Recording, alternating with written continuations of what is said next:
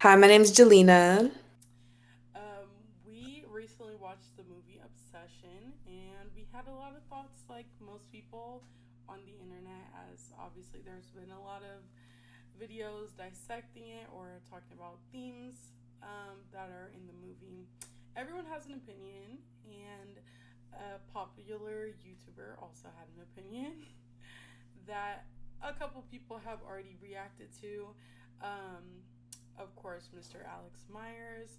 I have been watching Alex for a while because there's not too many people that make videos about Disney Channel original movies. So I have watched a lot of his videos.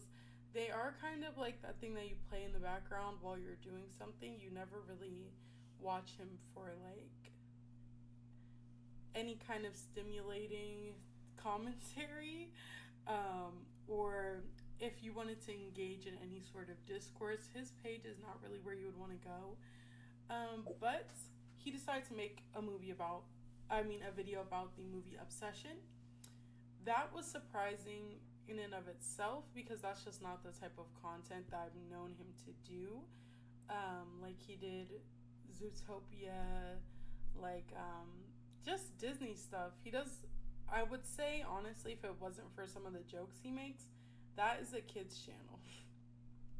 So Obsession was a pretty big jump, and I was interested. Like I was in what a lot of people had to say. I watched quite a few videos on Obsession, and I'll put some good ones in the description that if you actually understood the movie that you might want to watch.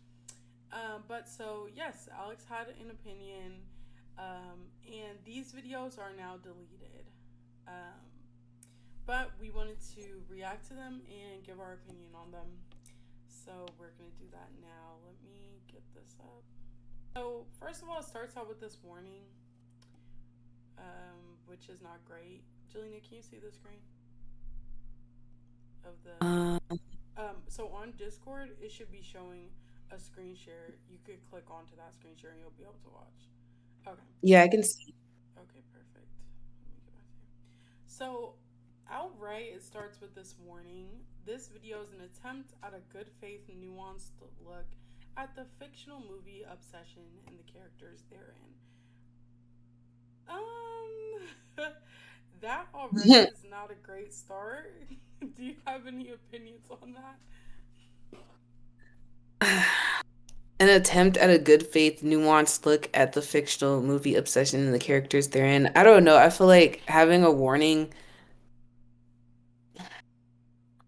I don't know. Especially as someone who usually, like, we're coming here to hear you talk about the Cheetah Girls, and now you're having to warn us about your take. Well, let's just start it. Warning, this video is an attempt at a good faith, nuanced look at the fictional movie Obsession and the characters therein, which will probably upset some of you for some reason. You know, I don't think I've seen the internet freak out about a movie like they have with Obsession. At least not in a long time. Maybe K-pop Demon Hunters was the last time where like everywhere you looked, everyone had an opinion about it. I guess you could say everyone's kinda obsessed. So I knew I had to make a video about it, but like they kept pushing back the VOD release date, because y'all kept on watching it. $750,000 budget and it made $300 million. One of the biggest indie film success stories of all time. Now, I didn't make a lot of videos about horror stuff, but I mean, a semi-rom-com about a nerdy loser guy who gets the girl at the end. Wow, this sounds like a nice, wholesome movie. But okay.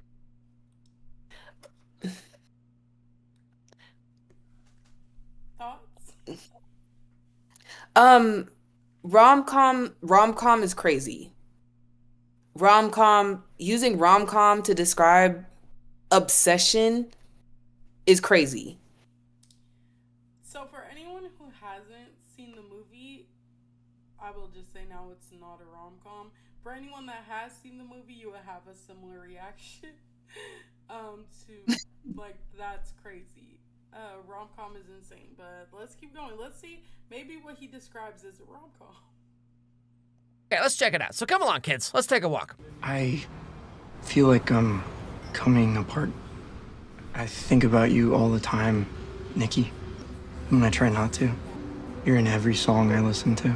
Marching along as the song fills the air. Gummy bear. Nikki! So this is our main character, Bear. Bear is 25, according to the screenplay, and he's never outgrown his awkward high school loser persona, which means he's gonna have a great career one day as an online content creator. Hi there, welcome to Twitch. Are you mentally stuck at 15? Perfect, we're gonna put you on the front page. Yeah, if you want. Oh, okay, yeah. I'm sorry I No. made you do that. No, it's okay, you're okay. It's fun break. Just pretend like... You're good. Oh my god, dude, that was so embarrassing. Can we... I don't know, man, you got that strawberry milkshake sitting right there, so something tells me you're the kind of guy who's internalized a few too many rom-coms written by equally pathetic losers as yourself. I mean, trust me, ain't my first rodeo. So this is Bear's friend, Ian? I didn't really get that joke. That might be a me thing. But what I do get kind of off rip is, even though it's a joke, oh, okay, you see yourself in Bear already. We're getting those little hints. I guess they're not really like friends, but they like work together. But anyway, Ian is currently trying to help Bear practice how to ask out a girl named Nikki, the girl of his dreams. Have you ever actually like flirted with Nikki? Be playfully mean with her. Be mean to her. Playfully mean, yeah, but bring up freaky Nikki. And that will, like, take her breath away. Just say, Nikki, I think we should grab a drink sometime. Okay, so real talk, if you have to try this hard to have this kind of like game plan on how to ask a girl out, then like, it's already gonna fail, okay? If it's this hard, you've already lost. I mean, as douchey as Ian is, like he's right when he says, you know, have you ever even flirted with Nikki, like at all? Cause it's really weird to come out of nowhere and be like, dearest fair maiden, I know we've only exchanged mere pleasantries these past few years, but I must inform you that I wish to begin a courtship. Bro, I just came over here to fart, okay? Anyway, so that night, Bear goes home and finds his cat dead. Apparently it got into his grandma's medicine or whatever. No. Oh, no.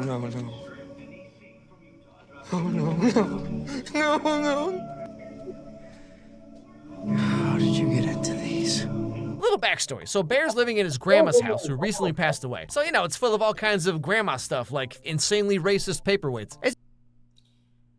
I haven't had anybody... I've seen a couple people react to this video. I haven't seen anybody comment on that. Why even bring... There wasn't even any of that in the movie. So why even say that? Oh, well, actually, because the joke is that his grandma's racist. Ah. I just didn't... I don't see why that was the case. And then again, look at the type of content that he makes. Like, It's like you review like Disney movies and now you're reviewing something as dark as Obsession and making it like this lighthearted video, but then including like a random inclusion of like minstrel characters. yeah, that was pretty insane. I haven't really seen anybody comment on that. Like, this video is actually insane for so many different reasons, but that is definitely one of them. As you might imagine, Bear's got a lot on his mind. His cat died, he has no idea how to ask out Nikki, he's walking around with this haircut like my dude can't catch a break. So it's Wednesday night, which means trivia night, because Bear and his friends are super cool. The team is Bear, Ian, Nikki, and their other friend Sarah, and they all work together at this like music shop place, which seems to have a lot of employees for a random store on the side of the road in the middle of nowhere. So he's feeling pretty down, as you could imagine, but Nikki of all people calls him up to ask if he's gonna hang out with the friend group that night. I don't think I can tonight. I'm just catching up on some stuff. Yeah, so I'm putting in my 2 weeks. Really? Shit! God damn it! Are you okay? No, I just dropped my crystal necklace down the drain. Oh, no, crystal necklace! Bear, get out while you still can. But then again, Nikki is a hot Latina, so one can only... What?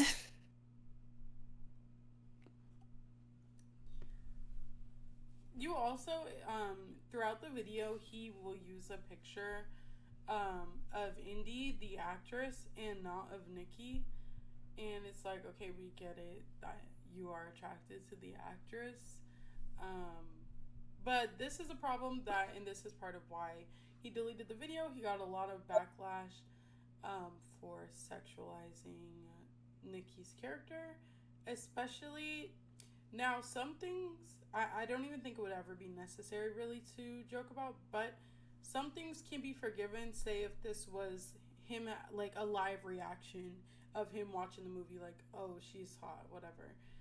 This is after seeing the movie, knowing what happens, and knowing how the whole movie is about her essentially being taken advantage of, and you just continue to sexualize her throughout the entire review. But we'll get there. But just off rip, insanity. Remained strong for so long. Now, because Nikki dropped her necklace, Bear gets this idea to get her another one. You know, be the hero, get his foot in the door, and then have no idea what to do afterwards, like me 80% of the time.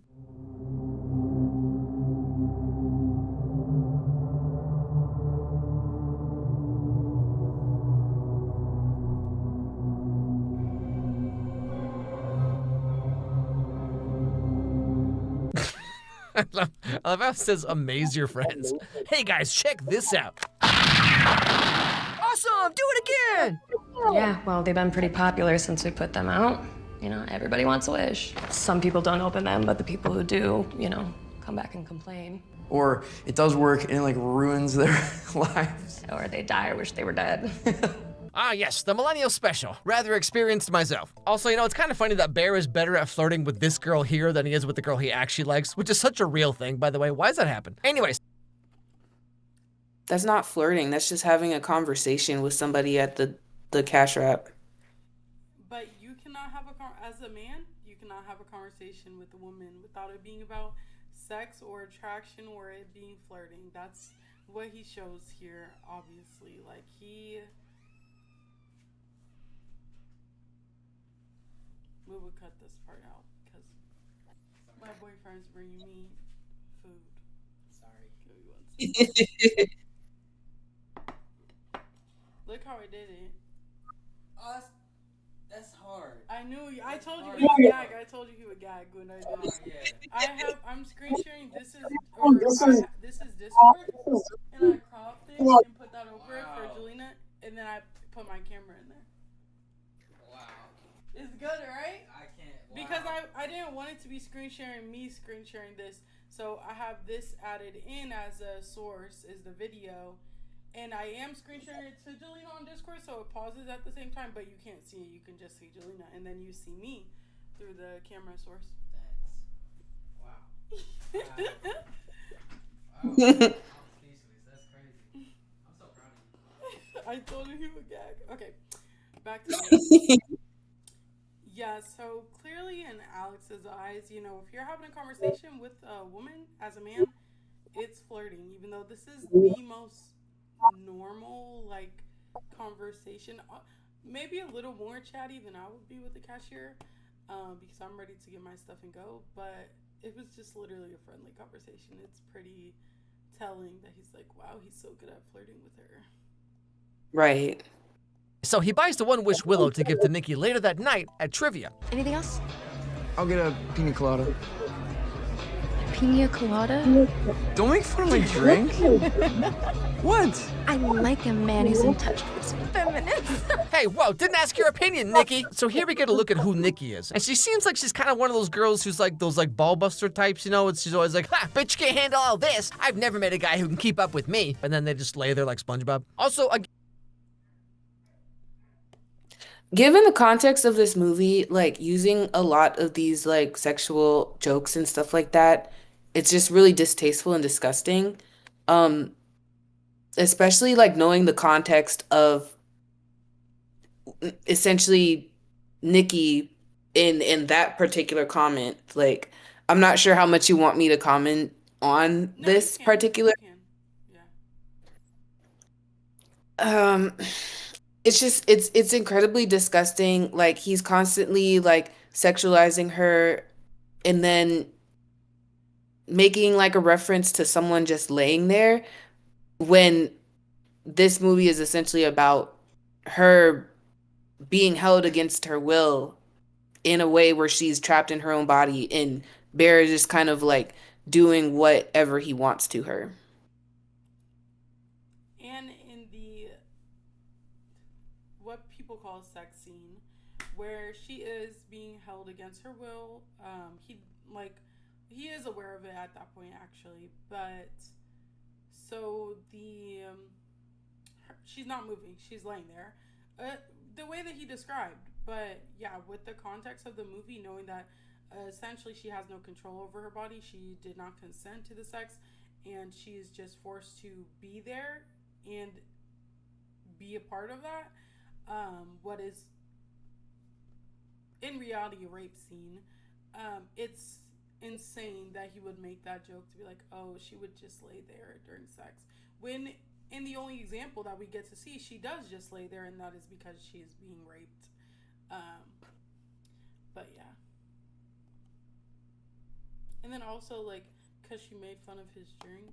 You just made fun of his drink at the beginning. Are you the ball buster type? Are you just gonna lay there while Bear fucks you? Like, I just don't get... I didn't get the joke, honestly. Right. Again, somewhat ironic, but earlier Bear was like, you want me to be mean to her? Why would I do that? But then she's literally doing the same thing to him right now, and it's clearly working, so, interesting. Okay, so trivia's about to start, and Bear's left standing there with Sarah, the other girl they work with that I mentioned, and he tells her that his cat died earlier that night. He died. Next theme is going to be What? early film trivia. Sandy died. Okay, this first one's a two-parter. What? And you have to answer both. Here we go. Really? This animated film features a blue genie. Here, I'm so sorry. Wait, hold on, back up. So the trivia topic was early film trivia, and the question was, this film has a blue genie that grants wishes. Ah, yes, the ancient year of 1992. But more importantly, so here we get a look into the dynamics of the whole friend group. Okay, so Ian is kind of like a douche, right? Nick. Sorry. One thing that I think is interesting that we'll see in this review is that he doesn't understand that the wish itself was wrong.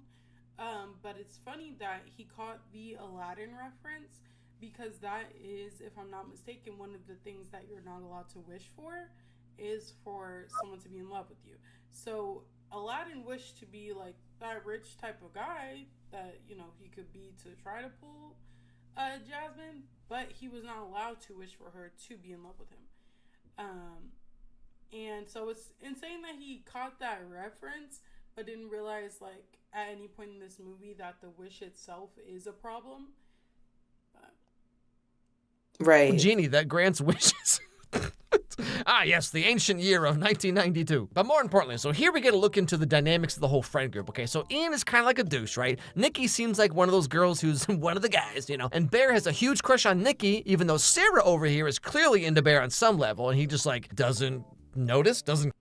Even here, this is a real picture of her, of Indy, that he is using, and then he's using, like, photos from the movie for everybody else. Like, this is clearly about his obsession with this girl. Yeah. Care? So Bear's choice... Also, a good point is him talking about how Sarah likes Bear, Bear doesn't care, and likes Nikki, even though, which was brought up in the opening scene, is like, oh, have you ever even flirted with Nikki? Like, he's never talked to her in that way. Him and Sarah clearly have some type of connection, and she's attracted to him, and he doesn't care about that, and that should be telling. That should show you that this is not about attraction. Like, this is not about who would be a good girlfriend, who cares about you, nothing like that. He's just, I think, well, let's watch. This is our Crystal Mommy or Septum Girl, so... Okay.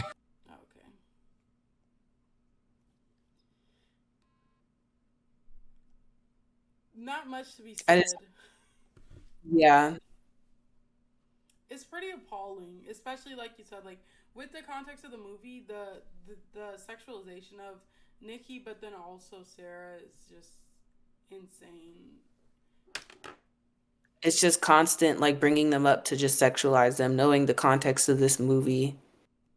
Just, it's weird. Like, drawing them like this is insane. And then at the end, I want to talk about more of the sexualization of Sarah as well, with what, you know, knowing what happens in the movie and everything. This dude never stood a chance. Like, you might as well put that chastity belt in your Amazon cart right now, my dude. Anyway, so trivia night's over and it's time to go home. Nikki needs a ride, and so of course Bear's like, Long day. I don't want to go to the next fucking bar with My you guys. car's headed to Doritos, We could Nikki. drop her off on the way. I can take you home. Okay. Jesus, Ian. Ian, get your girl home safe. Ew, don't say it like that. See you later, Bear. All right, Bear. Yeah, that's me. You're probably wondering how I got here. So Bear takes Nikki home, and of course on the way they have some kind of heart-to-heart talk, you know, talk about life, man. It's all very Life is Strange, you know what I'm saying? Come on, Max, let's get out of this town. I hate my dad. Just not happy there. I mean, it's just a job, Nikki. Yeah, well, I want to write. Oh, a crystal mommy and a writer. Well, something tells me this movie would have gone the same way for Bear, whether he made the wish or not. No. It's just like constantly talking about like Crystal, Latina mommy. What is his issue? And then also saying it would have gone the same way whether I know it's a joke, it's not really funny at all, but I don't see why he thought it was okay. Like, it's just so silly. And it's not even something that, like, the sexualization of Hispanic women and Latinas is a problem. But as someone who's Puerto Rican, it's not really something that, like, little comments, like, the little spicy shit, nobody really cares too much as long as it's not, like, overly, like, something that you keep saying.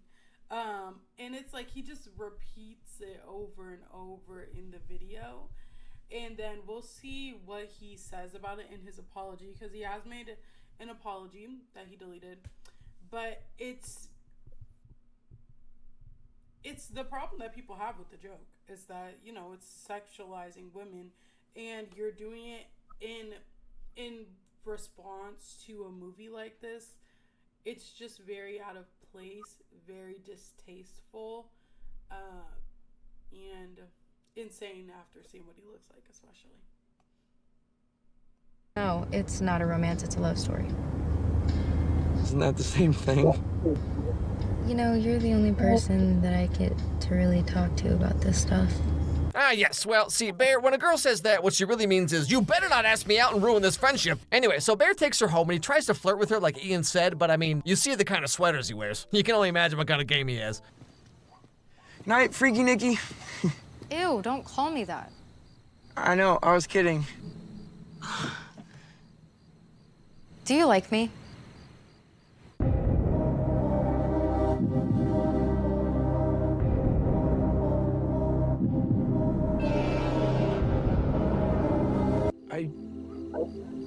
I think we're good friends. What? My dude, she's leaving anyway. This is your chance. She says, do you like me? And then you say, what? Yes, I do. Also, apropos of nothing, I'm gonna get a haircut, so don't worry. But alas, he says no when she goes into her house. One wish, Willow. Amazed your friends, you only get one wish. I wish Nikki Freeman loved me more than anyone in the Shrekin. world. Okay, so jokes aside, up until this point, Bear was just a dude with a crush on a girl that he was too scared to talk to. Okay, a story of my life. He pulls out this $7 wishing toy. He's like, golly gee, I sure wish Nikki loved me too. But here's where everything changes, okay? Maybe you want to come inside? I mean, I did just lose my cat, but I feel like him constantly like referring to the One Wish Willow as just him saying like I wish this girl loved me and not like delving into the context of exactly what he says feels like he's diminishing like, you know, the action of the wish. Like it wasn't just a I wish she loved me or I wish she cared about me. He wished that she loved him more than anything in the world, which is not healthy. And he will constantly do that, is change the wording or minimize the wording or compare to someone that did not say that, just repeatedly. Yeah, you definitely caught that. He will continue to do that throughout the entire video. And another thing is him being like, oh, story of my life. It's just very clear, and he shows it over and over again, that the reason that he is making this video is because he sees himself in Bear. Alex Meyers is Bear. There's not really too much more. You could end the video here with saying that, but we're not going to. But that's really all it boils down to, is that he felt compelled to make a defense of Bear because he felt compelled to make a defense of himself. Right. Bear? You lost your cat? Oh, wait. I mean, you lost your cat. I'm so sorry. So as you can see, Nikki's starting to act a little out of character. She's saying things that don't make sense. She also demands to go over to his house to spend the night. Yeah. I'm sorry. Yeah. Nikki, Why? My dad's dying. And you know, to Bear's credit, he's not immediately jumping at the chance to take advantage of her or whatever. Like, he gives her privacy and space. He doesn't want to make it weird. He turns around when she takes... Do you get credit for not taking advantage of people? That's fucking crazy. Round of applause, everybody, because he did not rape her. Yet. He is saying all this knowing that he does, but to his credit, he has not done it yet. And also something I will let you know now, he does not discuss when he does. It's like, oh, let's give him credit for not taking it, like raping her. Like, hello? And it's crazy because he will say this more than once, that he wants Bear to get a pat on the back for not taking advantage of her, but he never mentions when he does. And it's very interesting for this to be like, whatever he called it at the beginning with the warning, but like he's trying not to be biased, and he's trying to look at this, you know, through the lens of somebody who's just observing without emotion, like all of that. That's a lie. It's just a lie. He's saying he's not defending Bear. It's also a lie because none of what he's saying lines up with that. It doesn't make sense, because if it wasn't a defense of Bear, you wouldn't be giving him a pat on the back for not raping someone. You would explain what happened. In this scene, she is attempting to have sex with him, and he's very confused, and he does not. But then later on, after he knows that she's under this spell or whatever is going on, he does. And then as well, it's interesting because I've watched quite a few of his videos for a few years now. I've never really sat and watched like with the attention I am now, because he just doesn't make that kind of content. His content is kind of brain rot. It just happens to be like talking about like movies that I like. But I've never seen him sit down and be like, this is in defense of, well, he says it's not in defense, so let me say that. This is from the perspective of looking at, is this person bad or not? Like, I've never seen him do a movie review on what seems to be just the one character. Because that's what this seems like. This seems like a review of Bear. Not all encompassing, because he intentionally leaves a lot out, but it seems like this whole video is about Bear, not even about obsession. It seems like he's like putting himself in Bear's shoes the entire time and kind of saying like, oh, like, and then also with the constant sexualization of Nikki, him kind of like patting Bear on the back by saying, oh, you didn't rape her this time. Here's a fucking cookie. Like, weird. Takes her shirt off. And like, based on what people were saying about this movie online, I expected Bear to be this like horribly angry, misogynistic incel dude, right? But like, up until this point, he's just some super socially awkward loser who has a crush on a girl, and he uses a $7 wishing toy that he assumes is not going to work. And then when Nikki starts acting like this, he's very confused and put off by it. Completely diminishing the entire thing that he said in his wish. Again. Yeah, and then let me go back because he said something that I want to reply to, but I forgot. Super socially awkward loser who has a crush on a girl, and he uses a $7 wishing toy that he assumes is not going to work. And then when Nikki starts acting like this, right? But like, up until this point, he's just some super... Let me go right here. when she takes her shirt off. And like, based on what people were saying about this movie online, I expected Bear to be this like horribly angry, misogynistic incel dude, right? But like you can be an incel, you can be a misogynist without being angry, without yelling at people, without beating women. You can have all these same thoughts, or you can come to the conclusion in a different way, not in a like, oh, these women don't want to sleep with me, because he's gonna reference it in that way later on. But I mean, he shows that he has a lack of care towards women, that he does not view them as people. He does not view Nikki as a person, and that is the biggest fault of his, is that he does not view her as her own person.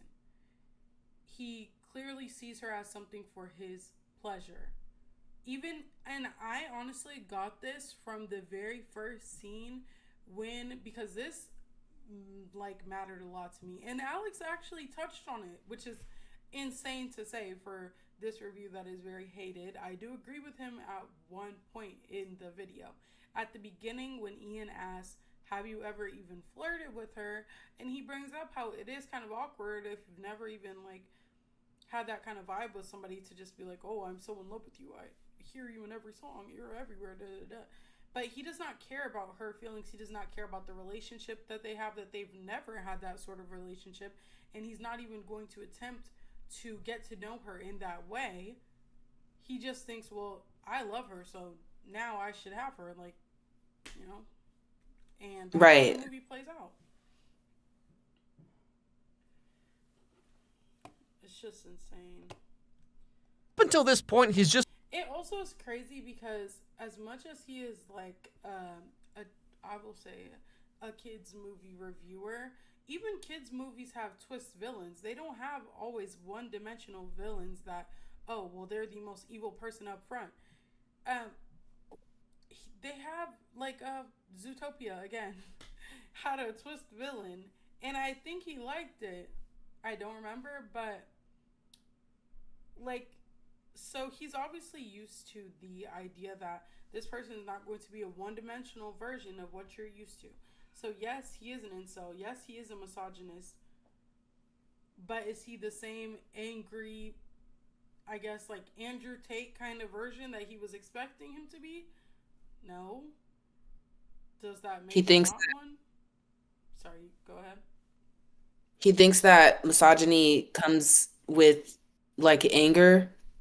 And it's like a lot of times it doesn't. It's like the timid, quiet, person in the back that's just kind of like, silently agreeing with the way that they treat women. Like it doesn't have to be outwardly like, anger or like yelling or like, stuff like that. You can be shy and timid and like a greasy loser like Bear is, and still be misogynistic at the end of the day. Even though you have a tone, like the way that you talk, like your tone is like less like, angry, less passionate, you're kind of like timid, you can still be a misogynist at the end of the day. Yep. just some super socially awkward loser who has a crush on a girl, and he uses a $7 wishing toy that he assumes is not going to work. And then when Nikki starts acting like this, he's very confused and put off by it. What were you doing? I was just going to the bathroom. Can you lay with me? I don't know, Nikki. Obviously, things get different later on, but at least up to this point, Bear has like no idea that the wishing willow worked. And again, to his credit, the very next day he immediately tells Ian that he thinks something's wrong with Nikki. Like he seems genuinely concerned. Just pretend like we're laugh. Yeah. I think Nikki is going through something. What? I don't know, dude. She was acting so weird. Like she would Like what? Is she okay? No. Now, I've seen a lot of people saying that this part is showing how Bear's trying to make Nikki seem crazy to other people or whatever, but like, again, he has no way of knowing that the toy works. Like, why would he think it did? You know what I'm saying? Like, it was $7. Like, I don't think he understands that a lot of people's, I don't want to say think pieces, but like conversations around it are them drawing parallels to how abusers and rapists are in real life. Yes, they will know that you have like something going on and that you are easy to manipulate and you are easy to control, and they will take advantage of you, and then they will tell the people around you, oh, she's acting crazy, she's doing this, she's doing that. Now in the movie, do I think that's what Bear was actually doing? No, I think he was telling his friend that she's acting crazy. I don't think he genuinely cared about her well-being or that she's acting crazy, because he still wanted to have sex with her regardless, and he still does later on. But I think people are just drawing real life parallels to something that is rooted in, if we take away the magic, I mean the rape aspect and treating women as objects is rooted in reality, and it's an experience a lot of people have had, and that's why a lot of people have opinions on it, and why a lot of people are able to compare it to things that they've experienced or that they've seen. I think he often in the video conflates the two, and then says that people are adding that on to Bear's character, but I think they're just drawing pretty fair parallels about, oh, this is how these type of abusers act in real life. I'm really tired of like a lot of discourse surrounding like things that women go through specifically turning into this thing where it's like people are like intentionally obtuse. Men specifically are intentionally obtuse when it comes to like understanding like people drawing parallels to something like, oh, this happened to me, this is what this reminds me of, versus saying like them putting words in their mouth, basically saying like, yeah, oh, you said that Bear was like your abuser, or Bear was like this, that, and the third.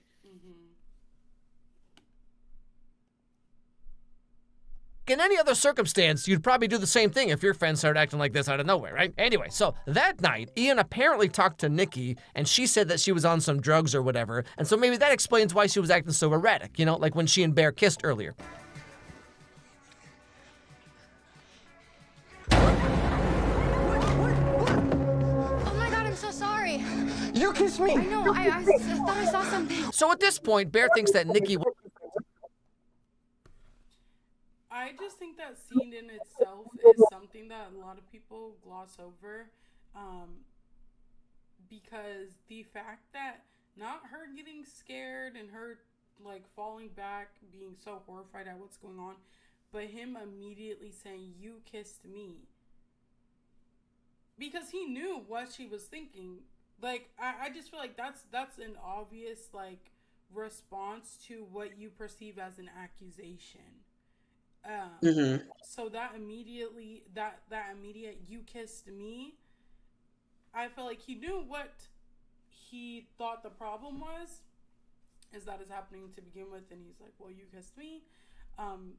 But I think a lot of people kind of gloss over that. Like, I think that's a crazy immediate reaction, as opposed to like, what happened, what's going on, are you okay? It was immediately, "you kissed me." I think that's kind of crazy. I agree. But Alex doesn't, so. Was acting weird, kissed him, freaked out, etc. because she was on drugs, right? So again, to him, in this moment, it all seems totally above board. But then, out of nowhere, Nikki goes over to Bear's house to apologize. I was on MDMA, so if I was weird, that's why, and not saying that you took advantage of me. Nikki, I didn't know you were on drugs. That's what I'm saying, I'm not saying that. Not saying what? You took advantage of me. I don't think I didn't. I know, that's why I'm saying you didn't. Okay, see, this is my point. Like, given the circumstances, Bear's being pretty normal about this, okay? Given what he does and does not know by this point in the movie, like, he could have slept with her.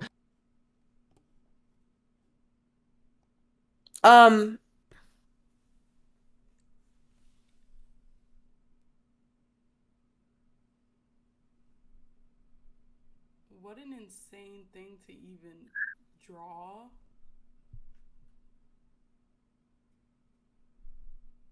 An insane thing to draw, an insane thing to say, and an insane thing to think. Like this girl, like she's incapacitated on his bed, and that is a disgusting draw. Like, why would you even do that?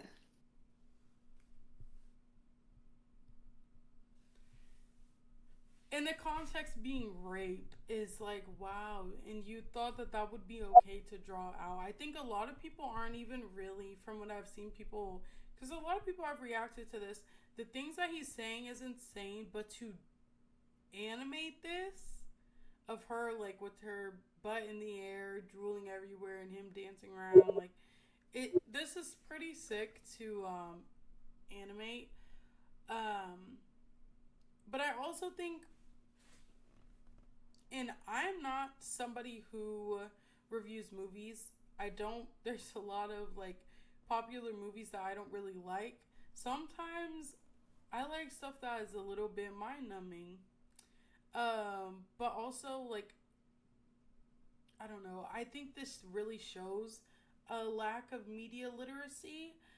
The whole entire video, but especially that you're seeing this scene that is in there for a reason. I think he sees what, like what occurs, like literally the word what, but can never see why.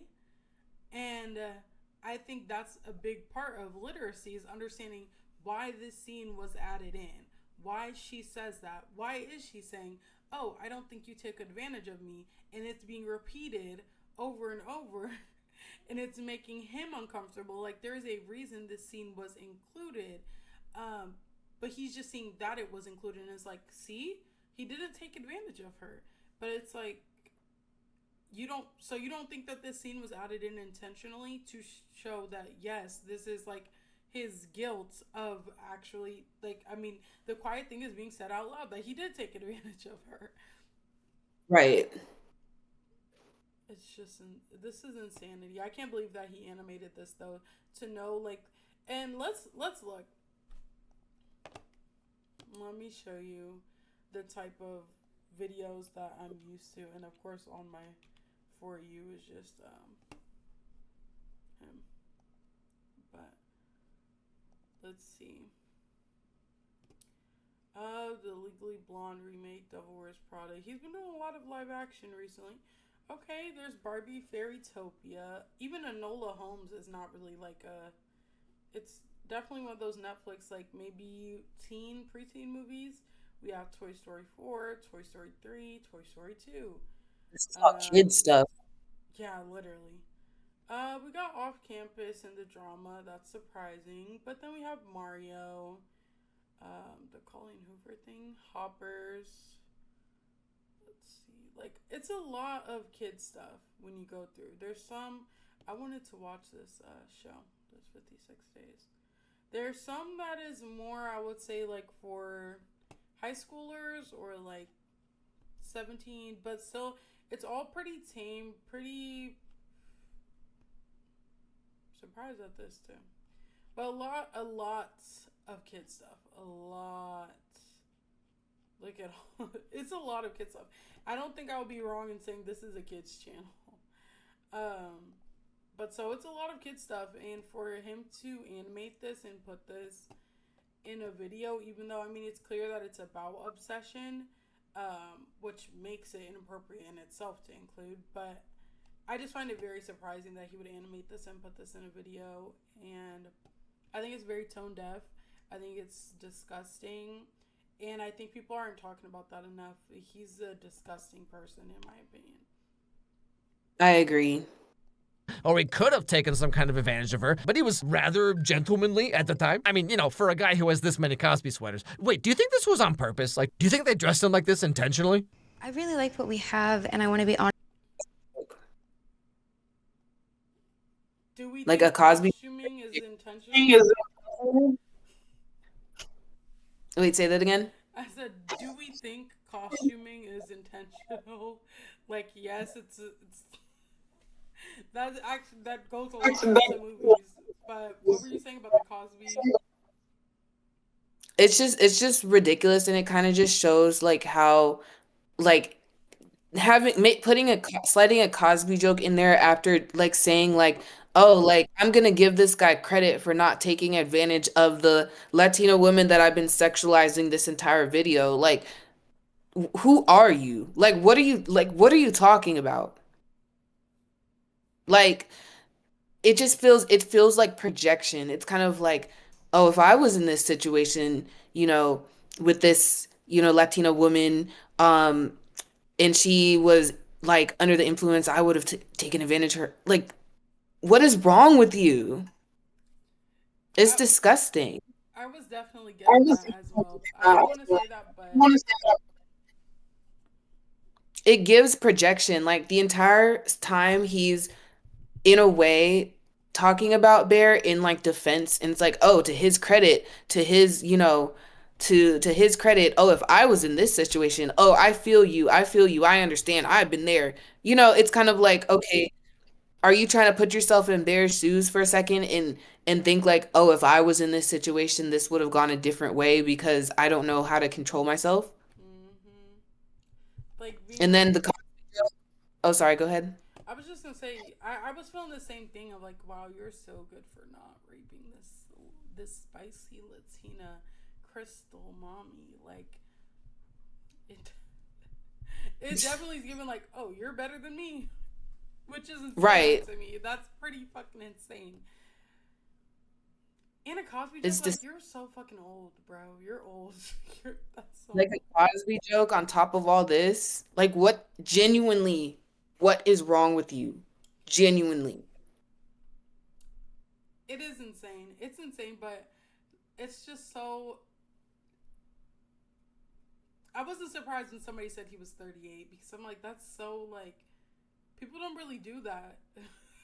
They more like, if anything, you'll hear like Diddy, or like right now because people are talking a lot about Epstein, but like Bill Cosby is like, yeah, you are 40. Okay. Right. Then asking a dumbass question, oh, do you think it was intentional? Costuming is always intentional. Like he didn't just pull the There's a wig whole off. department for that shit. Like, People pay thousands of dollars to curate a wardrobe for a character specifically to show like the character's personality. Like, of course it's intentional. But then to go ahead and be like, oh, you have Cosby sweaters? What is genuinely wrong with you? Honest about some things, and it's really important for me. It's okay. I know you like me, Bear. Why do you like me? Would it freak you out if I said yes? And thus begins their relationship. They start dating, hanging out, kissing, doing the devil's tango. And Bear's finally living the life he always wanted. Hot dog. Turns out Nikki was in love with him the whole time.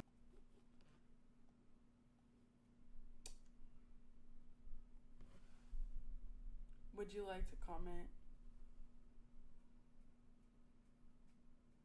I'll have you comment. So I think it's very interesting. Again, we got to keep talking about this. Oh, you get a pat on the back for not taking advantage of her. And he's noted in every other instance that it would be taking advantage of her if he were to sleep with her. But when he finally does, it's, oh, they did the devil's tango, which he says in place of saying sex, I assume, to not get demonetized. But he frames it as consensual. Which he'll later go on to say he didn't feel like he had to mention the rape scene, but he does mention it by saying that they had sex. He says that they had sex. He frames it as consensual, even though in every other instance he's been like, well, he didn't take advantage of her, but then he does, and you don't want to call it that. And clearly saying Right. taken advantage of won't get you demonetized because you say it throughout the whole fucking video. But as soon as we get here, it's, oh, they had sex. It's calling it for what it is. Yeah. But that's because if he did, then that would poke a lot of holes in his defense of Bear, which is what this is. He doesn't want to admit it, but that's what this is. Exactly. What do you want to do? I mean, I've never really asked. Well, that's not all your fault. Call me a closed book. Well, I guess the good thing about a closed book is Is that I can return it to the Scholastic Book Fair and exchange it for the new Animorphs book. Maybe this is the one where things finally start making sense. No, it still doesn't. Now, suddenly, Bear gets a phone call from Ian. See, remember when Nikki told Bear that her dad was, like, sick or whatever? And Bear told that to Ian, and apparently Ian looked into this, because as far as Ian knew, Nikki hated her dad and hasn't seen or talked to him in, like, years. I'm not gonna tell Sarah about this because I don't want to spread drama. I looked into Nikki's dad having cancer, and he's healthy as a baby. the heck does that mean? My dude, babies just have constant projectile vomit and diarrhea. The heck you talking about? Also, how exactly would you find this out? Like, pretty sure you can't just call up a hospital and they tell you someone's medical history. Okay, so is Ian lying about this? Or was Nikki lying to Ian and Sarah about her dad this whole time? I actually think that's interesting to mention, and I will say that's one of the other things I'm like, I actually thought about that too, but I think I was just thinking too deep into it. Fuck this guy, but I was thinking about that too. I was like, how, I mean, you can't really just call the hospital and be like, does he have cancer? So what, you just went on his Facebook and was like, well, he looks good, he must not have cancer. Like, how the fuck do you know? If she doesn't talk to her dad, how are you gonna find out about if her dad? Exactly. I did wonder that too. It's a HIPAA violation if he calls up to the place in the hospital and asks for medical records to know if her dad has cancer. Like, they're not gonna tell you that. So how would you would have to go on like social media and see, like, I don't know. It's like, oh, he looks healthy. Like, yeah, I think it's very interesting to think about who is telling you the truth and how do you know if they are throughout this movie. And I think it's interesting that he mentions that because we're kind of seeing things with Bear or kind of through Bear's eyes, and that's kind of supposed to tell you that we're not getting the whole story from the beginning. And this is what a lot of people say is like, Bear started out normal. I don't think he ever started out normal. I think this was always in his personality, or he was always capable of doing the things that we see him to do. We just did not know that. We knew what we were being told by him and being shown by him. But we only knew him for the same time that we saw him doing all this. So we just don't know the type of person he is. But I do think the whole thing with the pills at the beginning and the cat is supposed to show us the type of person he is, and that he is careless, and that he kind of does not think about other people's feelings or well-being, because a cat cannot get into a pill bottle. right. A cat cannot open the pill bottle. He is a careless person. I even saw people showing, like, in his search history, he was trying to put his grandma in a home, which I don't think means that, he doesn't care about her or whatever. But they said a lot of people think that he killed his grandma. I think that's a crazy theory, but I mean, but yeah, apparently that's supposed to show, a bit about his character too. I don't want to say too much on that because taking care of an older person can be hard, and sometimes people gotta do what they gotta do. But you didn't have to kill your cat, and that is your fault. You killed your damn cat, because how the hell did she get into that? Exactly. But okay, let's assume it's all true. Bear goes back to talk to Nikki about what he just learned. Does your dad really have cancer? Oh, no. No. What? No, no, no, no, no, no, no, no, don't do that! I thought we were having a nice day! Okay, see, Bear, I don't know why you're making this face. You wanted the Crystal Mommy Latina experience, and you got the Crystal Mommy Latina experience. But here's where Bear starts to maybe kind of realize what's really going on here.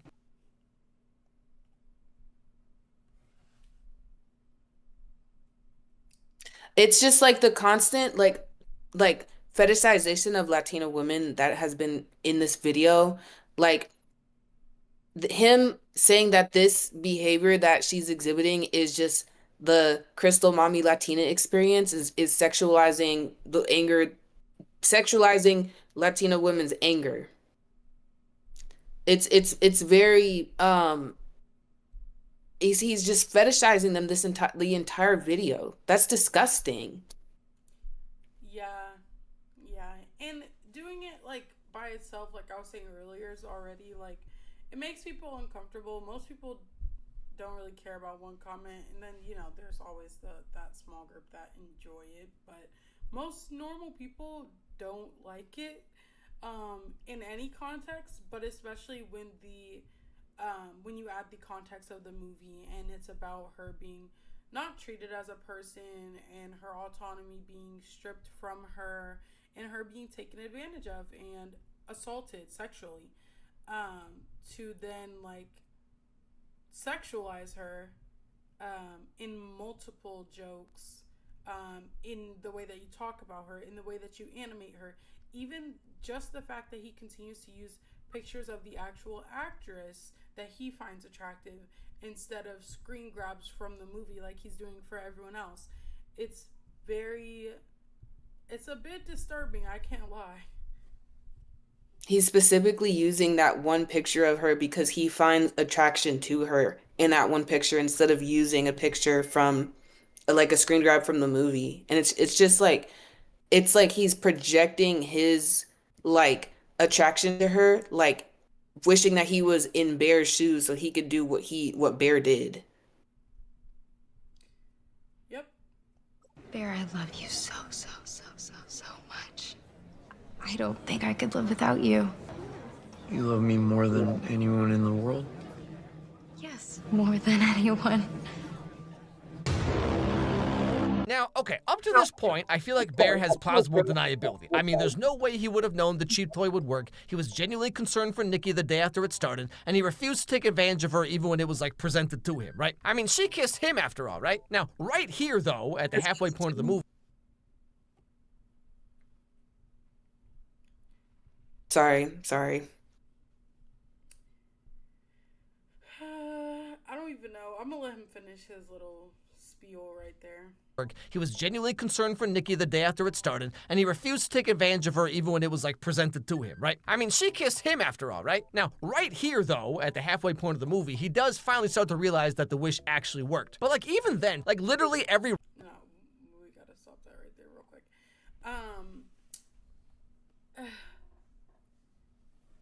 This constant, he did, well, you know, we gotta give him this, he didn't rape her at this point. And then knowing that the scene after this, he does, we watch her lay there, I don't want to say lifeless, but kind of like catatonic, like, so almost like she looks like she's like, it looks like low-key like the scene from Get Out. When he's like in the sunken place or whatever, she does not look there. She is not a willing participant. She is clearly being assaulted in the very next scene, and it is a disturbing scene. I do want to say, like, I think it was important to include for the like message of the movie and for what's happening, but I appreciate that it wasn't a long drawn out scene, because in horror it can easily go from being like a commentary on something to being like we were discussing, like trauma porn essentially, or like that type of thing. And I feel like people love to do the drawn out like rape scenes, and I don't like to see that in a movie at all. So I do appreciate that it was shorter, or at least it felt pretty short, but it was just as like horrifying. It conveyed like a really overwhelming emotion of like, wow, she is stuck there. Like, anybody that can watch that scene and still feel like Bear is not the villain, when you're watching her not have control of her own body and being like forced into this position, it's pretty horrifying. Anybody that comes away thinking that she is any type of like villain, which people do, people are like, oh, like she's so obsessed with him, da da da. And I feel like they missed the point that I feel like the movie is about his obsession with her. I like how you do that. Yeah, if you want to comment, because that's, I think, all I have to say about that. I like how you did that because a lot of times when we have like men's kind of like projections onto like women and how they feel about them, it'll be like a guy and like we said, like they said at the beginning, Bear hasn't even really flirted with her. He hasn't really shown interest in her. He just likes her and he wants her. But it's like what he wants, I don't think he hasn't even really gotten a chance to get to know Nikki on like a deeper level for him to like her. It's more so of his projection, his ideas of what he believes Nikki is, and he wants that. And so, yeah, I do believe it's more like it does feel like more of his obsession with her than hers with him. Yeah. And then now he's going to do something insane. So let's hear this. Rom-com is about trying to find a way to get the other person to like. From the beginning, we've heard him call this a rom-com. For some reason, I failed to see the comedy. I mean, that scene where she says, no, that does, it does make me laugh. But there's like, and I know that Curry Barker did comedy and like skits and like YouTube and stuff like that, and I've seen some of them, and he is a funny guy. And so there are some scenes, but like most good horror movies, there are some scenes that are a little bit like, oh, this is a little bit funny, like with the scene when he goes back and tries to find another wishing willow. I thought that was funny because I thought it was gonna be like, and they say like, oh, they make it seem like they never sold them, and like it was all in his head. I thought that was funny, because then they were just right there, like they were just fucking with him. Right. There's moments that are funny. I don't see where the rom would be of the com. Yeah, there is no rom in this at all. Unless, like, this person believes that there is some type of rom going on because of his own projections of how he views the actress, constantly sexualizing her. There is no rom. It's all in his head. Yeah.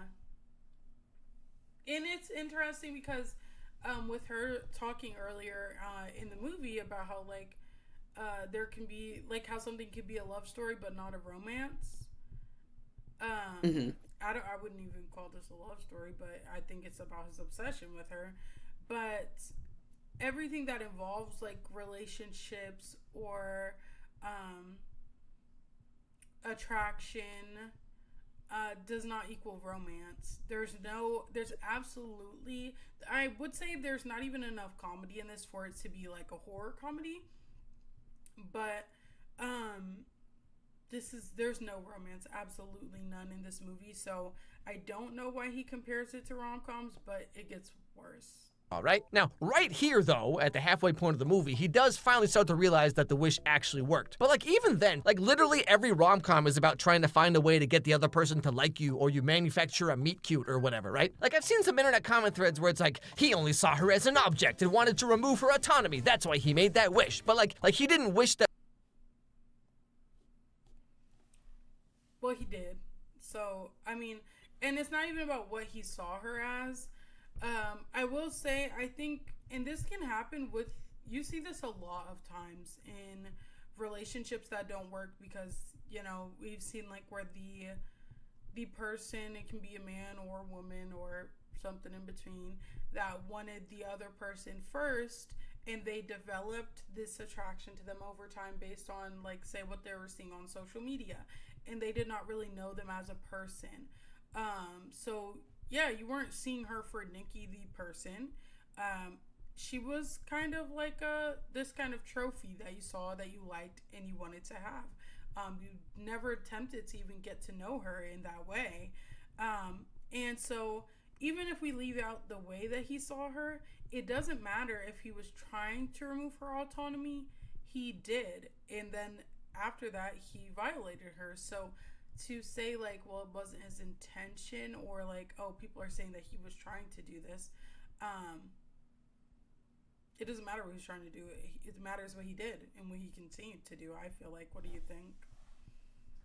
I agree. It feels like it doesn't matter like what he intended to do because he did it at the end of the day. That she would do whatever he wanted, or I wish that she would become obsessed with me and me only. He specifically wished that Nikki would love him more than anyone, which is literally what everyone who has ever had a crush wants. Like every single fanfic about like, golly gee, I sure wish One Direction would kidnap me and fall in love with me all at the same time. Like as if half the girls who saw this movie haven't wished the exact same thing before.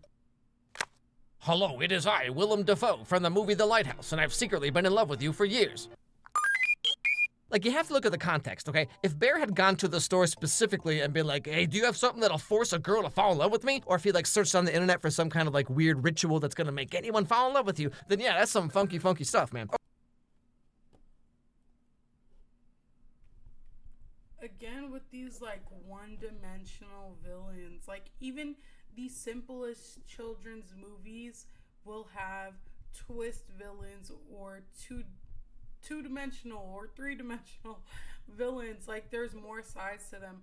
No, he didn't have to go to the store looking for something to use to control her, but he found it and he used it, and after he used it, he knew what it did and he continued to reap the benefits. Like, I don't understand what's so hard to understand about that. Right. This guy's a fucking idiot. I've tried not to call him names for the majority of this, but this guy is a dickhead, yo. Like, he's acting like he doesn't understand the most. And I understand that a lot of his reviews are him acting a little, like, dumb about stuff, but he's giving his real opinions. Unfortunately, that's what we're hearing.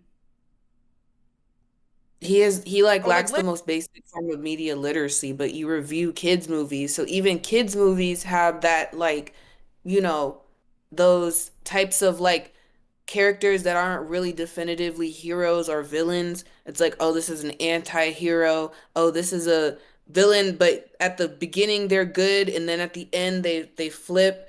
Like, that's the most basic form of storytelling that there is. And yet you're kind of like, oh, well, Bear is a good guy and his intentions weren't bad. And it's like, okay, like you lost the plot, completely lost the plot. There's this show. It's like Rapunzel's like Tangled TV show that she got, and there's a character who, when we meet her, she is a little bit of an asshole. Like, her name is Cassandra, and she's mean, but she's well-meaning, and she's like her bodyguard, Rapunzel. So she's there to protect her. She's her closest friend. And there is a twist, like in I think the last season or like the second to last season, where we find out that she's actually like the daughter of Mother Gothel or something. It's a crazy good show. I can't lie. But she was bad the whole time, or like setting them up the whole time. Actually, I don't even know if it was the whole time, but she's been setting these people up and she's been working against them. And it was hard to be like, damn, but we knew that this girl was good. We met her and she was good and we liked her. But she was bad. I think she ends up coming around and being good again. But like, I just think even in like kids TV shows, like you said, we have people that start out good and turn bad. And he's even going to bring one up where it's the other way around. But to defend this, to defend Bear, he's going to use Disney Channel movies, by the way. Later on, we find out that maybe Ian and Nikki have been hooking up, right? But Bear doesn't learn this until the very end of the movie. So, like, for example, if he'd found this out at the beginning of the movie and he was like, oh, so Nikki's just some slut that bangs every guy except me, huh? Well, I'll show you. Then yeah, he'd be like some misogynistic incel. But for at least half of the movie, he has no idea that this would work. And in fact, he's concerned for Nikki when she does change. To me, at least, it totally seems like a fanfic or whatever that he thinks would have no way of actually coming true. I'm not saying Bear is a blameless, innocent victim, okay? But I think some of you are a little too quick to attach motivation and subtext to this character that is not based on the movie. Like,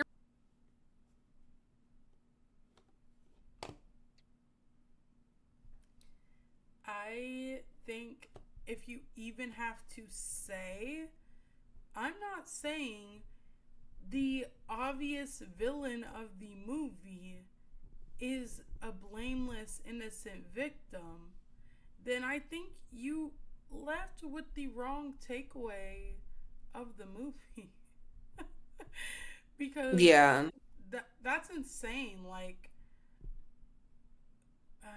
it's just insane. Do you have any thoughts about this? This guy's dumb. If your defense of somebody includes the word like but or like it's just kind of like null and void at that point. It's like, you know, oh, I'm not saying he's this, innocent, perfect person, but And then he goes on to say, like, list traits and stuff that are problematic. It's like, okay, like, what are you are defending this person at this point. Like, I don't know. He's saying what he's not trying to say, but I still don't understand. And I mean, we have 7 minutes left. Maybe we're gonna find out. But I actually don't understand what he is trying to say. And he even says like, oh, he just thinks people are quick to add motivation to this character. I don't really think too many people are adding motivation. I think most people just don't care about the motivations. Like, people don't care why you do what you do if the outcome is the same. And the outcome was him hurting Nikki and him hurting Sarah and him even hurting Ian. He ruined everyone's life with what he chose to do. It doesn't really matter why he did what he did or what pushed him to do what he did. It just kind of matters that he did it. Exactly. It really seems like some of you want him to be a horrible, incel, intentionally malicious guy, regardless of what actually happens in the movie. Even the guy who played Bear himself said this about the character. I never thought of Bear as a villain, but what really drew me to this story was the gray morals of it all. Bear has good in him and has bad in him, like all of us. I do think that he leans more toward the bad in a lot of ways. Fully the antagonist, though? I don't think I would say fully, because the key thing is he didn't know that the wish was going to work. Sure, his desires were incredibly selfish, totally, 100%, but he didn't know the wish was going to work. And you have to assume that this guy was in close talks with the writer-director of the movie the whole time, so basically both of them are saying that Bear is meant to be ambiguous, and you all are just over here like, nyah. Saying that, assuming that the actor and the director are saying the same exact thing is actually insane. Yeah. Like, you just put words in his mouth for no reason whatsoever. It's like, oh, the actor said this, so I'm just assuming that the director said this as well. I'm just gonna say that the director thinks this as well. No, that's not how that fucking works. That's pretty insane. Like, I keep thinking about this because a lot of people, I haven't seen anyone like refer to this part, but that's very insane to say, and I'm wondering if like I'm missing that it's a joke or something, because I mean that's like saying I said something and somebody's like, and that means her mom said that as well. Like, well, no, I said my mom did not say that. I said that. Like, I just don't understand how the actor saying this, you're saying, oh, that means the director said that. Not at all. But let's hear what the actor had to say, actually, because I do have that here. Let me grab that. He looks a lot less greasy here. I'm crying. Okay, so you can see it good? Yeah. Okay. This is what the actor who Alex Meyers was talking about. This is Bear's actor, Michael Johnston. This is what he had to say about Bear. Her job was to carry the horror of the film. My job as Bear was to carry the morals. And when I say that, I'm also including like the bad moral choices, because there are mostly it's that, right? Oh, so, he does a few. He few. gets a little questionable. Or, yeah. And I want to just like take this moment to say like Bear's the villain, okay? Like Bear, there's some grabby headlines out there where it's like Michael Johnston doesn't agree that Bear's the villain. I'm like, no way. Hold on a second. Bear is the villain. Like he made his choice. Maybe he didn't know the willow would work, but the choices that he made after that, he clearly showed that he just was incapable of thinking about anyone other than himself. My thing when watching it, I was like, okay, at first it's like, you're not going to think a wish came true. So Yeah. you're kind of looking at this guy going, okay, yeah, he should say something to his friend. She's acting weird, but like, there's no way you'd actually believe that she's possessed Right. from it. Like, you'd Yeah, have to 'cause if suspend it's like, is she quite on a bit. drugs or something? The moment that solidified it for me was when Yeah. he said, what's be so bad about being with me? Right. I was like, oh, he's bad. That's the moment where maybe he's already known, but that's the moment where he like admits it to himself. Yeah, that he he knows says, that yeah. he's making that decision. But I would argue that that he should have known way sooner. Mm-hmm.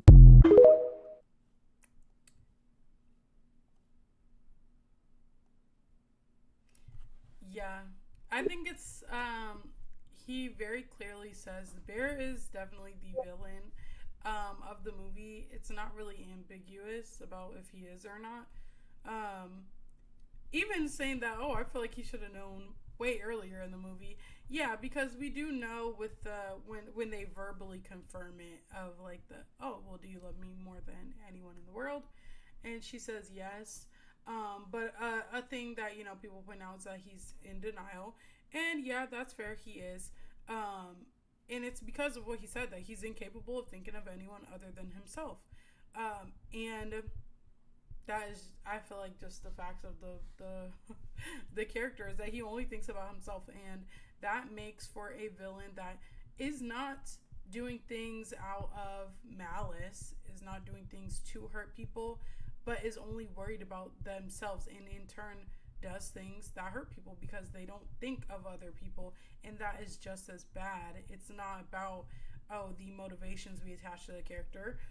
It's about what he's doing, and I feel like it's clear. And he used that text in the way that he that Michael Johnston speaks on, is that people are using it for grabby headlines and to be like, oh, he doesn't think that Bear is the villain, and he had to come out and say straight up, yes, I do. Yes, he is. For people like Alex that are trying to say that he's not. I think it's so crazy that him himself, like, he had to come out and basically tell people, like, let me be clear.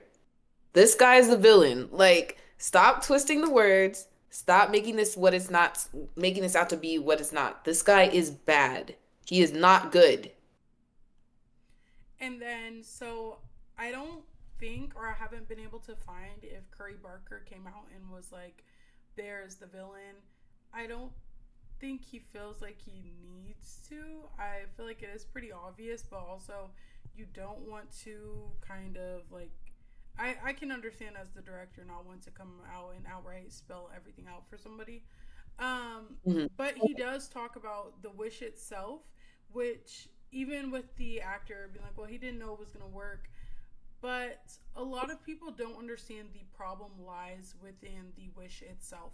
And some people that claim not to understand that still do, by the way that they change the way that it's formatted, like Alex, who opts to use different words than what's said by Bear most of the time because it doesn't sound as crazy.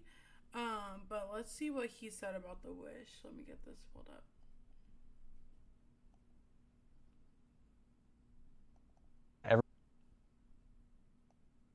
Okay, this is what Curry Barker said about the Wishing Willow. Everyone kind of treats the One Wish Willow like it's this cursed thing, and I understand why because of the context of the movie. But the thing is, the thing that Bear wishes for is cursed. Like taking away someone's autonomy, taking away someone's self, that's cursed. Like it's just the wish itself is a very cursed thing. So I do think if you chose your words wisely, the One Wish Willow doesn't have to be. I mean, you see the crystal shop guy. He's like, I already used my wish, man. You know, it's like he must have gotten away with it. There's some sort of world where you turn this into a cinematic universe, and each film falls in a completely different genre. We don't need to hear the rest of that. But yeah, so he talks about how the thing that Bear wishes for is cursed, and I thought we were, you know, attaching motivation and subtext to Bear by saying, you know, he wished to take away someone's autonomy, but that's what the director just said. The wish itself is cursed. That's Bear taking away somebody's autonomy. So it's like, if you as a film critic are gonna like put something out there and say like, oh, I think the director is thinking that, you know, oh, this was just an innocent wish or whatever, like, do your due diligence, do your research, and have some media literacy skills along with that. Like, don't go in and just like say, like, put words in the director's mouth and be like, oh, well, you know. Oh, he must think this because of one thing the actor said. That is so crazy because, yeah, he literally, the thing that Alex is accusing fans of attaching to Bear's character that's supposedly not about, that's not true of Bear's character and not rooted in the movie, is said by the directors that that's literally what he wished for, that's what he did, or that's what the wish is. But you know, we made it up. So, and then there's one more thing I wanted to show, which was something that I do think is telling of Bear's character, and this is something that also the actor said, so we could take it with a grain of salt. But if we are basing the character on what the actor says, and we're basing what's true of the movie on what the actor says, then I think this is good to show. Let's see. Her job was. Not this.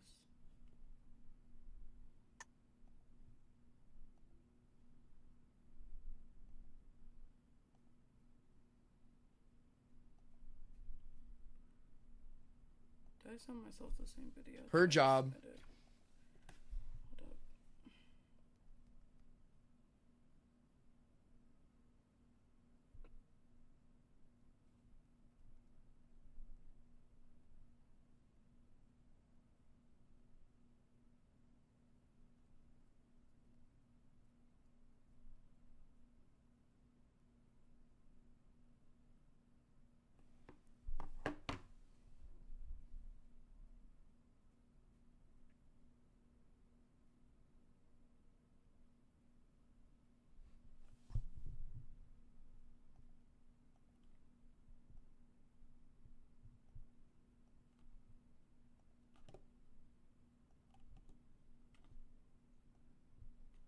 If Bear had been Okay, so this is an interview of Michael Johnston again, and the director's here with him, but this is just telling of what, you know, what he thinks about Bear's character, which apparently is the end all be all. So let's hear that. if Bear had been able to go back in time to that exact moment, do you think he would have still made an edited wish about Nikki? I wish Nikki Freeman loved me more than anyone in the entire world. If he could have reversed it and gone back, I really wish I could give him the benefit of the doubt. But I think Bear still probably would have made a wish about How do you think Nikki. he would have worded it? I wish that Nikki and I could be in a really healthy relationship with each other. I feel like there's so many flaws. Like what could go wrong? Like a really healthy relationship. Yeah, they're there's both like- just like drinking kale smoothies and it's still really bad. Yeah. I really do think that Bear would. I think Bear would use it again. I honestly Wow. would. I wouldn't be. Yeah, they're there's both like- just like drinking kale smoothies and it's still really bad. Yeah. I really do think that Bear would. I think Bear would use it again. I honestly Wow. would. I wouldn't be surprised. That music in the back. Right. Creepy. But I think that's insane that he says he thinks, with knowing what Bear knows in the movie, and at the point that he wanted to change the wish, that he thinks Bear would use the one wish below again. And he would just try to word the wish more carefully. I think that's very telling because we see what happens in the movie. We see that her autonomy is stripped from her. We see that she is not a willing participant. And the actor, who apparently is God, when it comes to the movie, that's what Alex is saying, says that he thinks that Bear would use it again. He would do it again, but this time frame it more carefully so that all the bad things don't come with it, which could be assumed from when he calls in to edit the wish. That's what it sounded like to me. A lot of people and Alex try to give him credit for trying to cancel the wish, but initially he does not try to cancel the wish. He tries to edit the wish.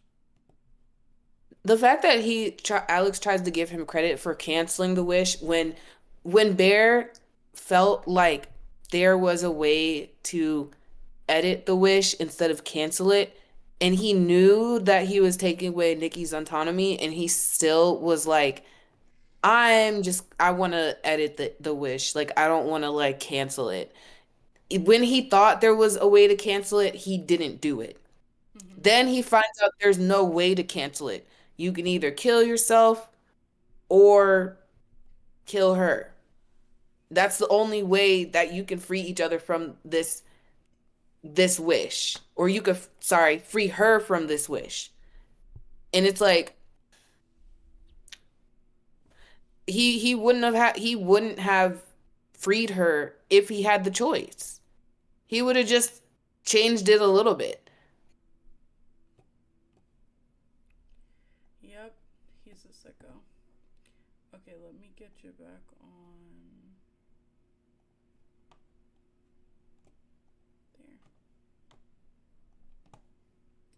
There. Alright, back to this shit. Like, are you all equally upset about the Disney Channel original movie Zapped or 16 Wishes? Because fundamentally, these are all the same movie. Like, remember Descendants 1, Mal cast a spell that made Ben fall in love with her? Where's all the Reddit threads about that? I don't see no 2-hour video essays. You know? Have you seen those movies? I haven't. Zapped. I mean, it all goes wrong. Her using the remote to control boys. I don't remember Zendaya raping anyone in this Disney Channel original movie. I'm sorry. Somebody could correct me if I'm wrong, but I don't think that Zendaya raped someone on Disney Channel. I just don't think that happened. And then 16 Wishes. I do think that she wishes for the guy to be her boyfriend. I can't remember. But in both of these movies, it goes wrong. All the things that they're doing are wrong, and they go wrong, and they learn a lesson from them. And that doesn't happen for Bear, especially if we go off what the actor saying. If he thinks that he would do it all over again, so he didn't learn a lesson. But in all of these, the things that they do are treated as wrong. In Obsession, the things that he does is treated as wrong, except for by Alex. I think he's the only one that doesn't understand that what he was doing is wrong. In Descendants, I don't understand how he could say that's fundamentally the same. She does, I think, slip him like a love potion. I don't even think he actually drank it. But if I just do remember at that point in the movie, she is a villain. She is trying to use him, take advantage of him to get what she wants. I don't think Dove Cameron raped anyone in that Disney Channel movie. Again, that's not what happened. But what they are doing in these movies are framed as wrong, and the audience understands that they are wrong. Mal is wrong. She is a villain. She is doing it to do something bad. Like, it is known at that point. So to use these to be like, well, why aren't you guys mad at this? We know that they're wrong. They're played as wrong. Right. And so is what Bear did. It seems Alex Meyers is the only person who does not understand that what Bear did was wrong. It's like even a kids movie, which isn't this guy like the expert on like Disney Channel movies and stuff? The whole moral of like when you take away someone's autonomy or if you make a wish that like controls people, it's like the whole synopsis of it is like, hey, we shouldn't control people. People should have free will. They should be able to choose what they want to do.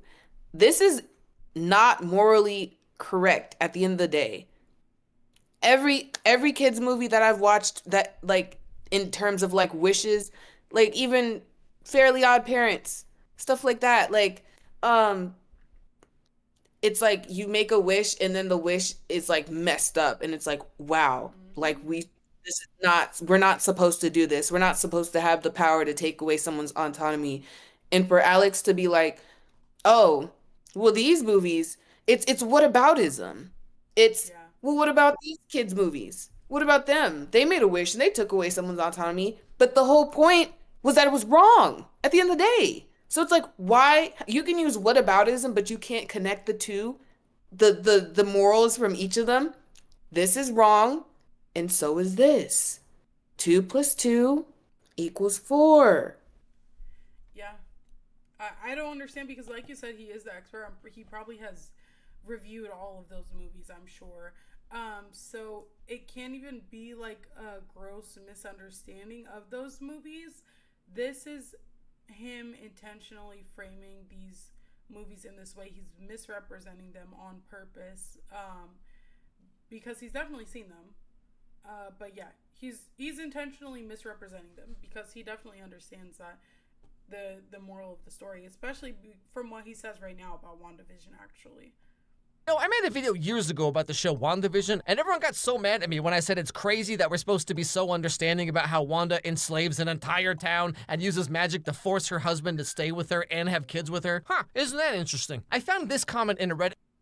So motivation matters when it's Bear, when he's raping someone, but when it is, you know, someone who's grieving and they mentally messed up and did all this, where it's clear that they are doing something wrong. She even goes on to be the villain in, isn't she one of the villains in the damn Doctor Strange movie? Like, she goes on to be the villain. Okay, I don't remember it. I watched it on acid, I think, so I don't remember it.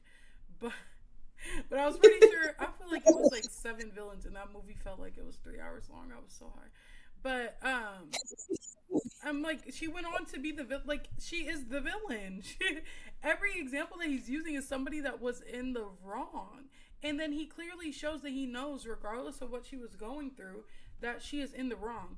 So why, when Bear, and all he's going through is that he's awkward and killed his own cat. But what he's doing isn't wrong because of that. And it's hard to be like, well, why don't you understand that? Well, you clearly have an understanding of this. But he does understand that, and he doesn't care because he is Bear. He is making excuses for Bear because it's what he would do. And even then, Bear is better than him because it sounds like he would... from what he's saying, you know. From what he's saying Yeah. about the Latina crystal, you know. Yeah. Thread that puts it so perfectly, so I'm just gonna read part of it. But remember, this sub attracts the most obsessed fans of the movie. They flex about watching it at the theater like 10 times already. They make several posts a day about it. They make crazy over-analysis and theories that have no ground in the reality of the film, etc. It's not just a movie for them. They're incredibly emotionally invested and attached to an unhealthy degree. It's almost cultish at this point. And people who are chronically online or addicted to a piece of media aren't the most emotionally stable or media literate to begin with. So a lot of it comes from an emotional standpoint, hence the refusal to engage with the material in good faith and just making it say what they want the movie to say in an over-the-top, sanctimonious, dogmatic way. It's like a ritual for them, a catharsis. See also Encanto. But anyway. I do wonder, I might have to watch his Encanto review, because I don't know what he means by that. Now, talking about the fans of the movie, because that's what... and in his comment reply under his video, he even says, oh, you guys are doing the thing that I talked about in the video. You guys are being those people. I watched Obsession. I watched it once, not 10 times. I didn't go to theaters to see it. I bootlegged it. And it's not my favorite movie. I did not even really... I won't even really say I liked it. It was a good movie. There's a lot of movies that I feel like I can say were good, by just standards, I think, it had a good story, I guess. It was represented in a good way. I don't feel like it was left to be ambiguous, so I'm surprised how anybody comes to that conclusion. I think, oh my God, obviously... The way it was filmed was beautiful, like the way it was shot. I love seeing that scene of Nikki when she comes to his house and it's like, I'm not saying you took advantage of me, and I keep talking about how the lighting in that scene is so good to me. But I love when they make her face dark because it's like this is not her speaking. Yeah.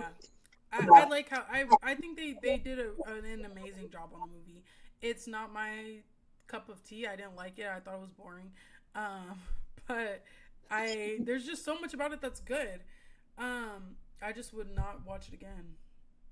Probably. But so I feel like I'm saying all the same things and having all the same criticisms that other people are having about his review of this, and I'm not the type of person that he's referring to.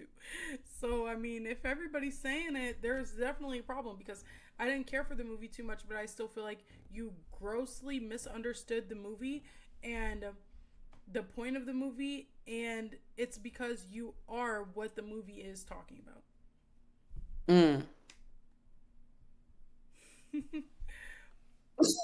But what are your thoughts about this dude? What he's saying about these crazy people that go to the movies and are obsessed in a cult? We're a cult. I feel like I feel like people tend to do, especially like if it's like a lot of women have been having like criticisms, they kind of like oversimplify it to like it's like this gross oversimplification of like, oh, this is a mob of people that are just, crazed and they're hating on this like movie and it's like it's not. There is a really important discussion that needs to be had about autonomy and what, violates people like your autonomy and stuff like that. And when it comes to people kind of like looking at these criticisms and throwing their hands up and basically being like, oh, well, it's these crazed people that are just like watching this movie and they don't know what they're talking about and they're crazy. It's like it feels it's misogynistic at the end of the day. Like a lot of women in particular, from what I have seen, had a lot to say about this movie, because of the themes and because of the way that, Bear acts and stuff like that. And for someone to just kind of like oversimplify it as like these crazed individuals that are watching this movie and they're, doing this, that, and the third, like I don't like that. Like it's very weird. That's fair. Yeah.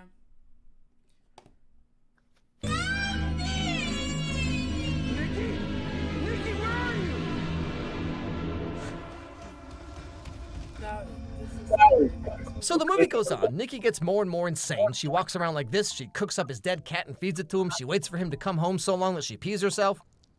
This movie is shot so well. He didn't. I think, did he watch the movie once and then turn it off?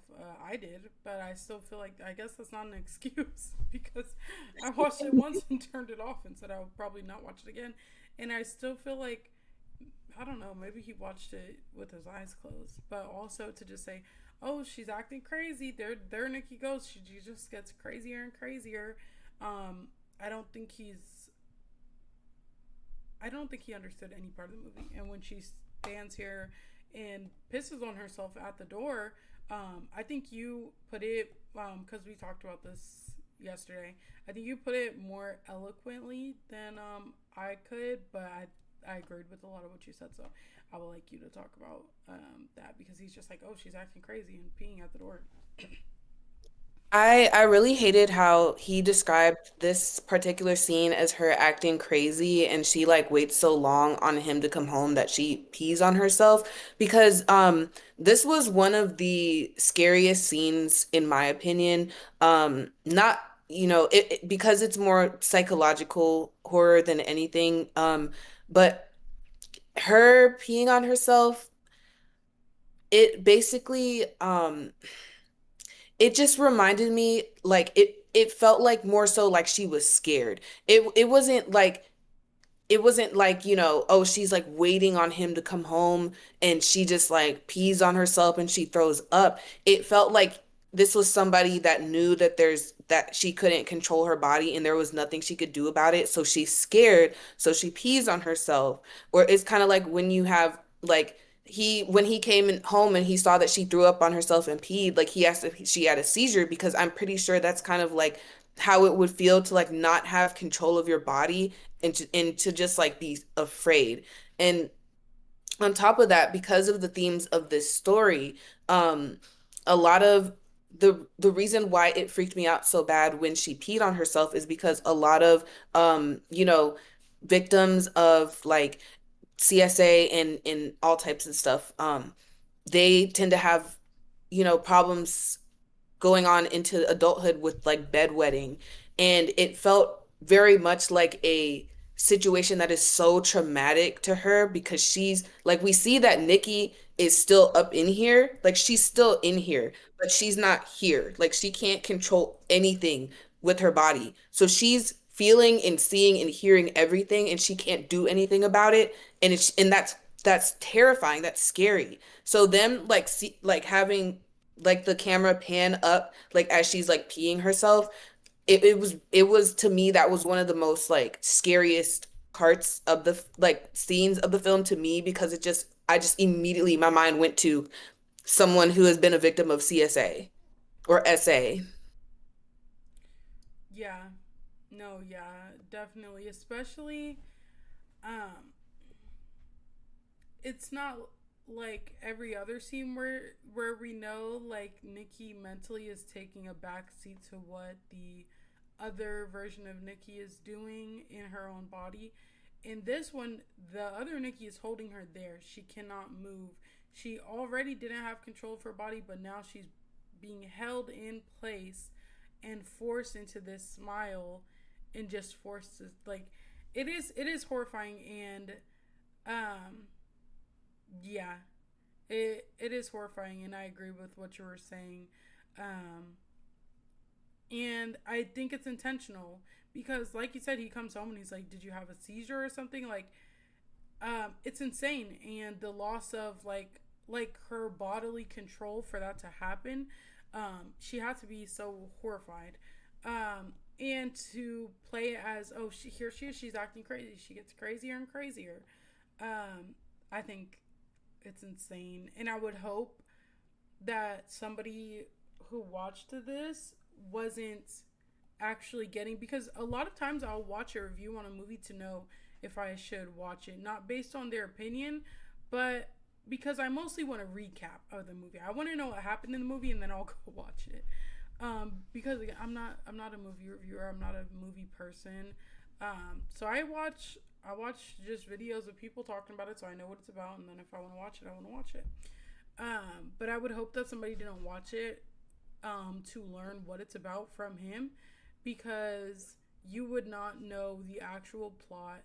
You would not know what actually happens, what characters actually think, what they actually feel at any point, because it is only a 22-minute video, so we could say like, oh, well, yeah, you can't get all that from such a short video, but I don't think you would know at any point, because at every step of the way, he grossly misunderstands and misinterprets both the plots, the intentions, the actions that occur. Like, he doesn't understand a single thing that happens in this movie.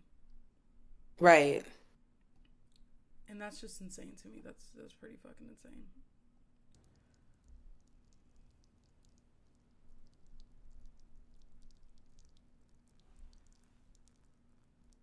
And what we come to find out is that the real Nikki is trapped inside of this demon Nikki. And every so often she gets to come out for just like a brief second, which is why Nikki seems to be acting the way she does. It's like the more the real Nikki tries to break free, the more the demon has to overcorrect.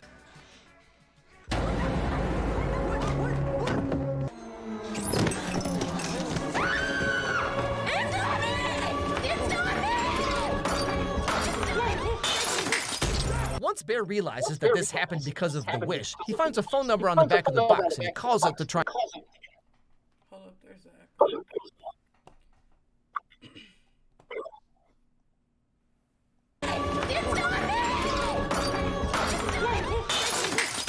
Once Bear realizes that this happened because of the wish, he finds a phone number on the back of the box and he calls it to try and get his wish changed. Is her love real? Just because you chose this for her doesn't make it less real. Okay, then I would like to cancel. We don't really do that.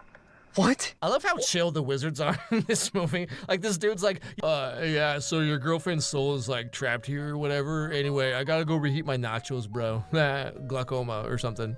Do you want to talk to her? You want to talk to her? Who is that? Nikki.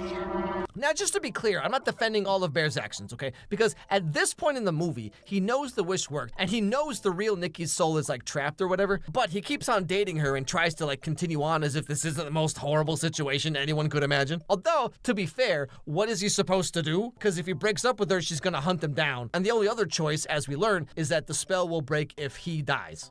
What the hell? What can I do then? If you truly loved her, if you truly wanted to set her free. Can I say that on here? I think so. I don't want to get you banned. Josh will edit it if not.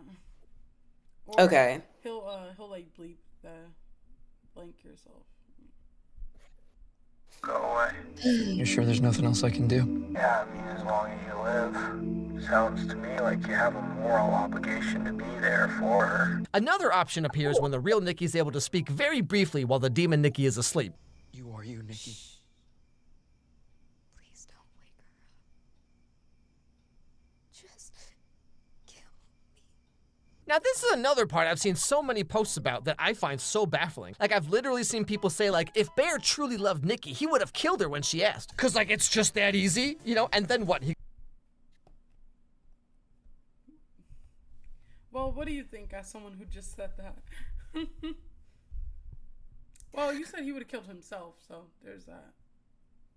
He could have killed himself or he could have killed her. My thing is, when she's whispering to him and saying, please kill me, like she's literally begging him to like release her from this curse or from this wish, he starts like it gets really, really dark, and he's like, "But what's so bad about being with a guy like me?" Or like, what could be so bad about being with me? And it's like at this point in time, it's like, okay, so you know that she has no control whatsoever, and you're so like you just want this grasp on her. Like you basically you don't even want her. This is not even her. This is just her, like a version of her that's been kind of like created to cater to you and do everything for you. Like it's incredibly selfish, it's disgusting, it's weird,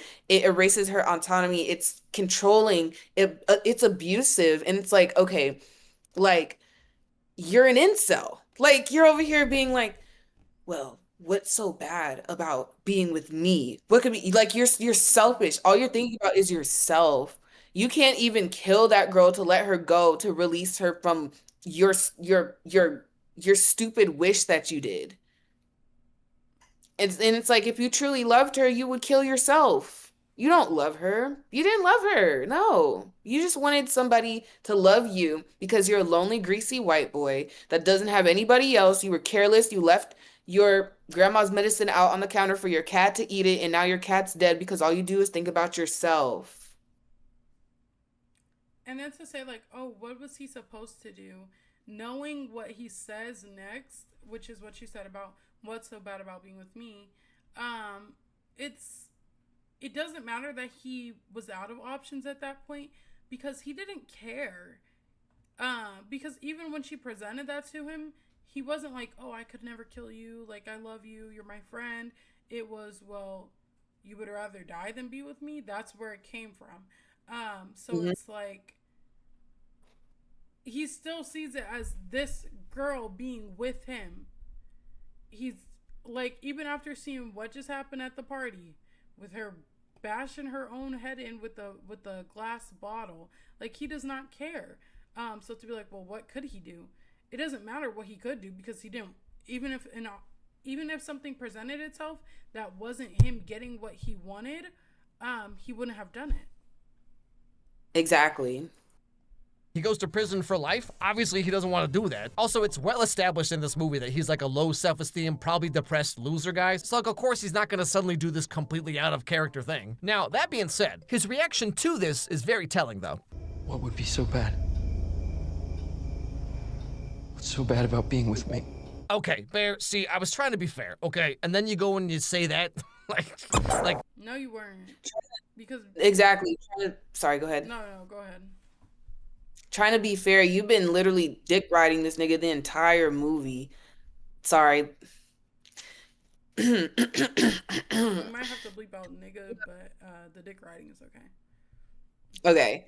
You have literally been dick riding him this entire movie and saying, "Oh, I'm giving you props for not raping this girl. I'm giving you props for not, doing what I would do in this situation, like projecting and stuff." You've been giving him props the entire movie, and now you're like, "Oh, I was trying to be fair." You weren't trying to be fair. You weren't playing fair at all. At all.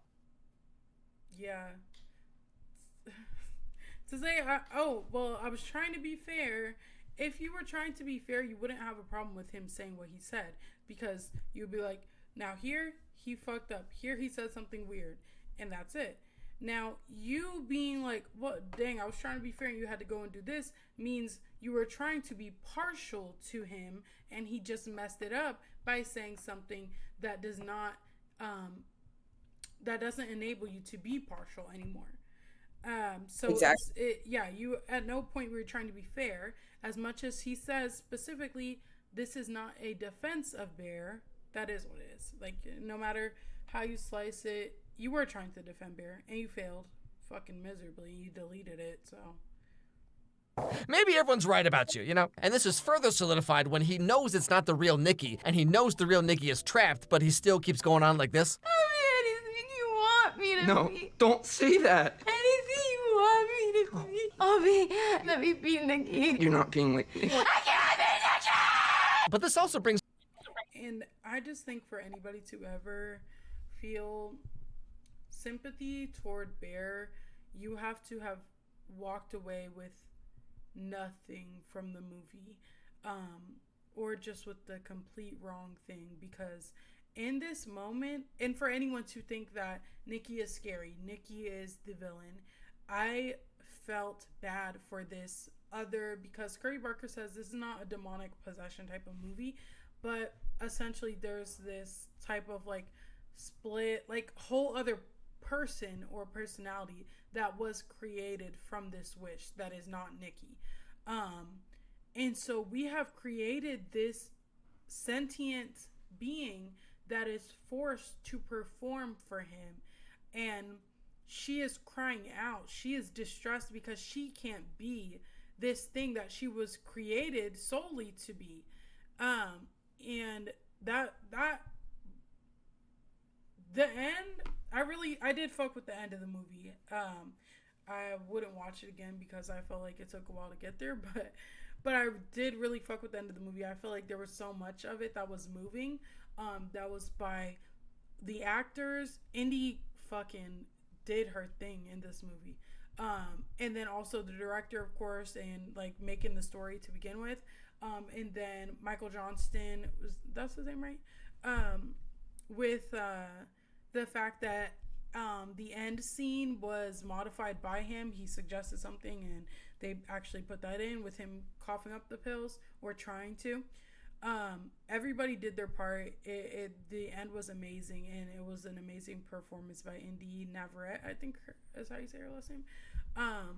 Because conveying that like distress of even the other personality, and we get to see when Nikki comes to at the end, like her pain, but we get to see it also humanized the thing that we don't even really understand what it was, but it was sentient, and it was also a victim of Bear, like every single person in this movie was. No matter what we think of Ian, if he was a dickhead in the weird way he dismissed the waitress at the beginning, and Sarah, and how she didn't care about Nikki's well-being, and was only worried about Bear, and how being male-centered and associating with these type of men harms you as well. Even if you think you're the exception, you never are.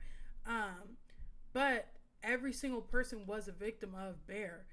So to ever come away with thinking that Bear is defendable in any way, to even say, oh, I'm not saying everything he did was good, but we shouldn't be saying anything he did was good. Like, even the things that you're praising him for are a lack of action, not a positive action that he did. It's a lack of, he didn't rape someone at this moment. Did he save someone from getting raped? No, he never did anything good. There are some scenes where he did not act, and in some of those it caused no effect, and in others it caused a negative effect. So to think that that's a character worth defending is insane. I would never go out like this, especially about, and he made sure to emphasize this is a fictional movie, and you lost a lot of your audience and a lot of your credibility for this fictional character because something in you made you want to come out and defend a rapist. It's like one key thing about this movie that I felt was that terrified me was not Nikki's character in how she was acting, but more so like how who Bear as a person unraveled to be at the end. It was like as a girl, it like it feels like there's this like, you see a guy and it's like, okay, like he seems like he's a pretty good person in comparison to Ian, who Ian, he doesn't respect women at all. You could tell he doesn't with the way that he dismissed the waitress at the beginning and the way that he treats Nikki. He just has sex with her and leads her on, and in the way that he talks to Bear, telling Bear like this is how you're supposed to talk to women, obviously he doesn't respect women. So you're kind of looking at him as the lesser of two evils, because it's like, okay, there's this jerk and then there's you. And it's like, you think that he's a good guy. As the movie goes on, you start to see him unravel the layers of him, and it's like you're starting to see this guy is fucking terrible, and it's terrifying, it's scary, because it's like this person who I thought was good has unraveled in like aspects of his personality, and now I see who he is, and he's genuinely the evilest person out of everybody. And you know it just feels so like anybody that feels as the like watched this movie and their takeaway from it was, any man who has watched this movie and their takeaway from it was, I'm so scared of women, go to hell. That's not, way to miss the point. Way to miss the point. Point over your head. Like the villain, the scariness is how Bear is unraveling to be, and we're seeing aspects of how his personality is into the movie. Like the more time goes on, the worse he is. And it's like, for people to have the takeaway to say like, yeah, like this is why I'm scared of women like being obsessed with me, like Insanity. sorry. I can't say what I want to say, but it's just it's disgusting. Yeah, definitely 100%. We only have 2 minutes of his bullshit. Brings up another interesting thematic element of the movie, I guess, which is like people are saying, if he truly loved Nikki, then he would do this incredibly selfless thing for her. But remember, his wish was not that Nikki would become obsessed with him. He wished that she would love him. So why isn't her love for him as selfless as you're claiming that his love for her should be? You know what I'm saying? Again. Now, I don't even understand, first of all, how this was the interesting thematic element that it had him thinking, because it has nothing to do with the fucking movie. What do you mean, why wasn't his love for her as pure as we think hers? Whatever the fuck he's trying to say. Why wasn't her love for him as pure as we're expecting his to be? He does not love her. That's why I feel like the movie is about his obsession with her, and it was reflected in what he wanted from her. And it created this monster, essentially, that was obsessed with him because she was trying to do what he wanted out of her. This is what he wanted. This is everything that he fucking wanted. He did not love her. So what do you mean? Why isn't his love pure? Or why isn't her love pure like we expected his to be? Because his wasn't to begin with. And he wished for this. He doesn't know what loving someone is like. And so him wishing for someone to love him is this fucked up idea of what he thinks love is, because he is obsessed with her. Mm-hmm. I just don't understand why would you even ask that? It's like, are you fucking stupid? Right. The fuck does that even mean? I don't even understand what he could have possibly meant by that. Like, what the fuck are you talking about? What are you even talking about? Fucking idiot. I'm not saying Nikki's the bad guy or Bear is some like blameless. To even have to say, I'm not saying Nikki's the bad guy. Well, yeah, because she's clearly fucking not. We know she's not. To even have to say that means that you have been framing her that way. or telling the story in a way that people would receive that. I don't understand that. What do you think about that? And he's saying, I'm not saying Bear is some blameless, innocent victim.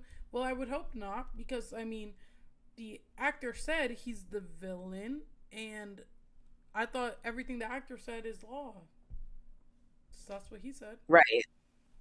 Right. I just don't even know what Oh, to say. you wanted me to say something? Do you have anything to say about that? Do you have anything? Oh, no, you kind of like, you covered all the bases on that one. You like said everything that I was thinking. This guy is fucked up in the head. I can't lie.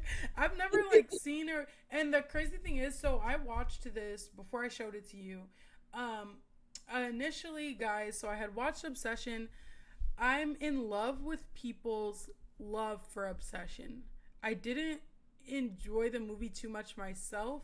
I got bored. I'm not really into horror to begin with. And so I think I was like, okay, fine, I'm gonna watch a horror movie because everyone's talking about it. And I sat down expecting like the jump scares or expecting a typical horror movie, and it wasn't that, which it's not wrong for not being that. I appreciate that it wasn't actually, but it just wasn't what I expected, and I don't really care for horror anyway, so it wasn't my type of movie. But I love how much people love it and how much it resonated with people and how much it has impacted people, and that people are able to draw parallels between life and a movie, and how much it has people talking. I love that about it. So I fell down a rabbit hole. I was watching all these videos of people talking about it. And then literally in the midst of me watching people's videos, I see, oh, Alex Meyers posted a video and it's from 1 hour ago. So I watched this while it was still up. So I played it and I'm starting to watch it.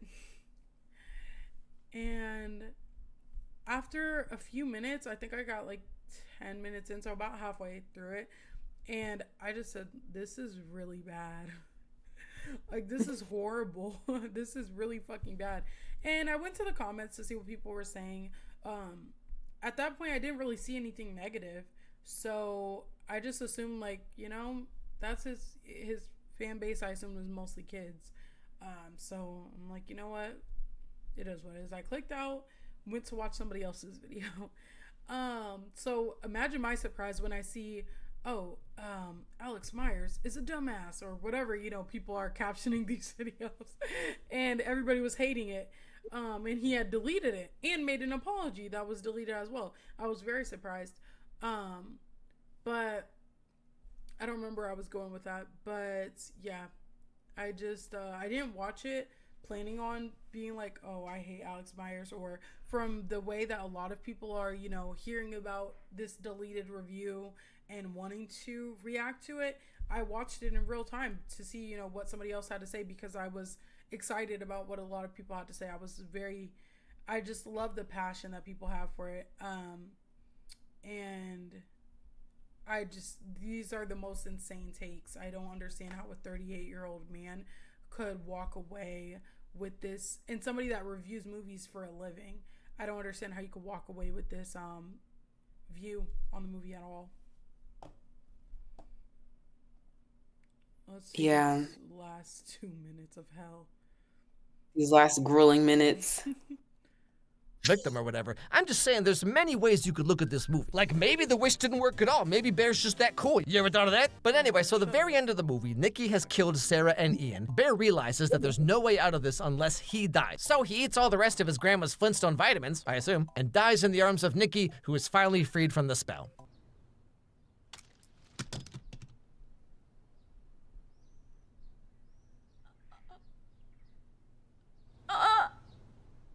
So he rushed towards the end because he realized he couldn't keep defending Bear. But another thing that I did want to talk about was the sexualization of Sarah. One thing that I'm sure he couldn't show in the video, that's not, I mean, it's YouTube, is that Sarah was beaten to death by the crazy Nikki, by the freaky Nikki. And she's like, her fucking head was bashed in. That's not funny. I don't know why. But yeah, it was pretty crazy. And then, so when he comes home, Sarah's body is like laid up like in a chair, and she's completely naked, and it's because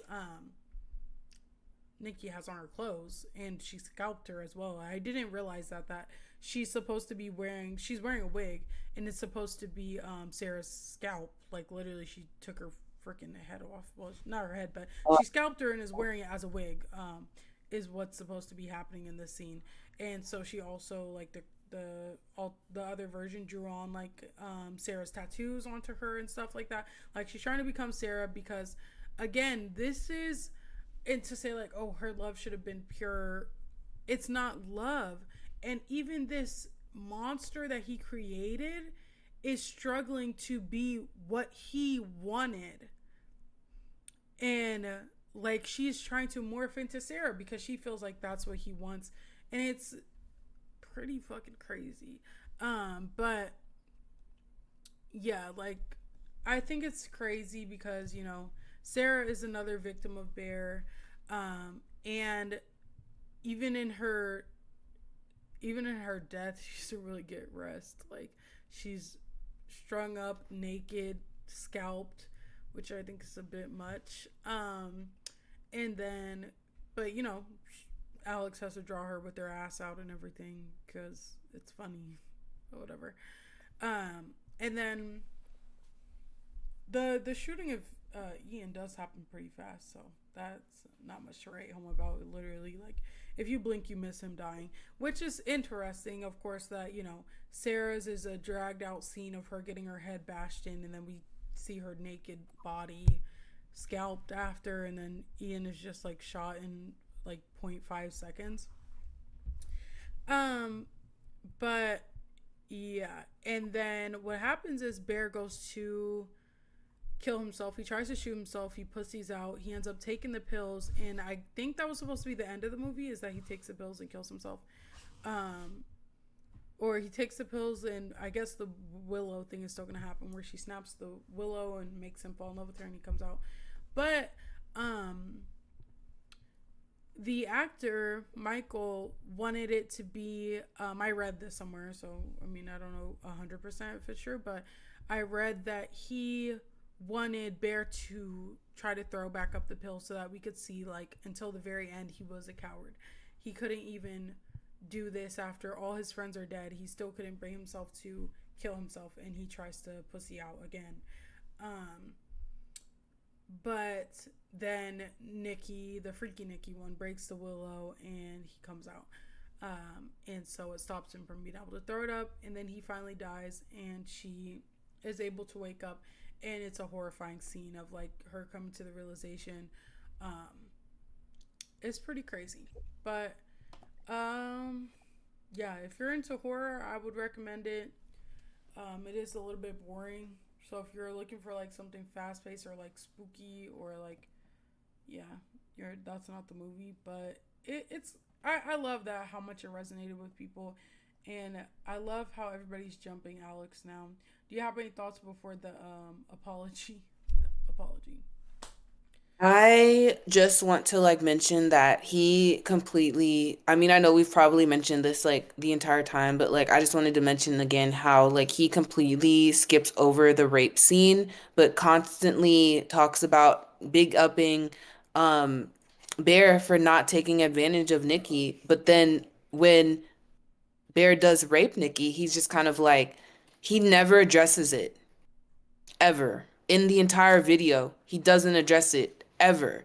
So it's like you are, what you're essentially doing is framing. Like you're like, okay, we are going to talk about this particular part of the movie in this particular part of the movie only to give this character some type of credit. And then yeah. Yeah, he's a fucking idiot, but let's see why. I'm glad you brought that up, because we're about to find out why he didn't mention it.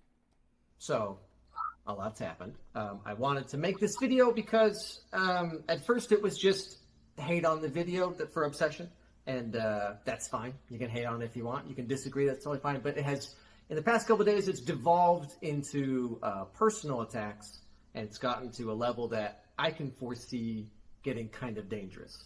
Some of the things some of you. Nobody understands what he meant by that. Like, oh, you can foresee it getting kind of dangerous. So nothing has happened, but you want to be the victim. So, oh, like something, if you guys keep talking about how I got divorced 2 times, something bad might happen to me. But he makes it clear he was divorced 1 time. Which is still 1 more times than me, so I'm up. But also, I don't know. He was married 1 more time than me, so shit. You are doing and saying is it's gone beyond just the video, and now it's become rather serious. I want to make this video. I'm going to keep it brief. I have my phone with me because I took some notes. I don't want to miss anything, and just to clear some things up. I'm sorry. This has to be in ×2 speed, and it's only like a 5-minute video. Like, can we? So first of all, I'm sorry if I worded my video in a way that made it sound like I am defending rape or pro-rape in some way. That is very much not the intention of the video. As I said in the beginning, it very much was meant to be a good faith sort of attempt at sort of looking at this movie as a work of fiction.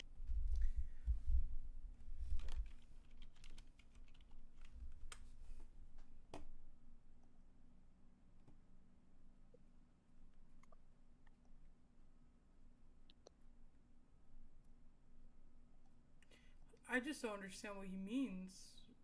I'm trying to understand, what does he mean by good faith?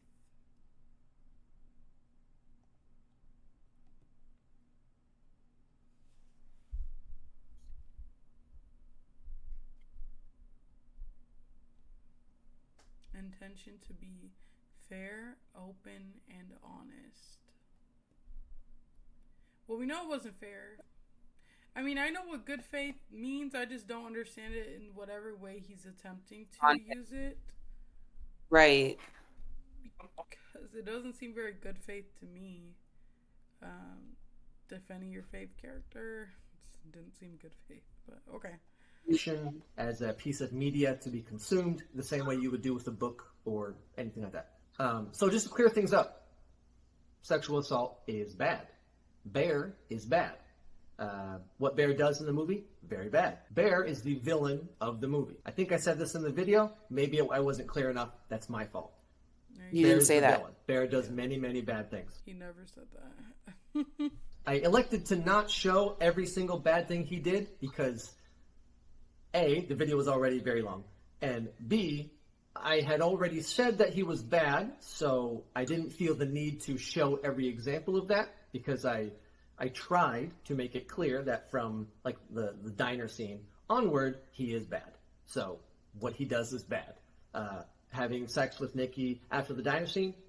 Raping Nikki after the diner He scene. still isn't saying what it is and what it was.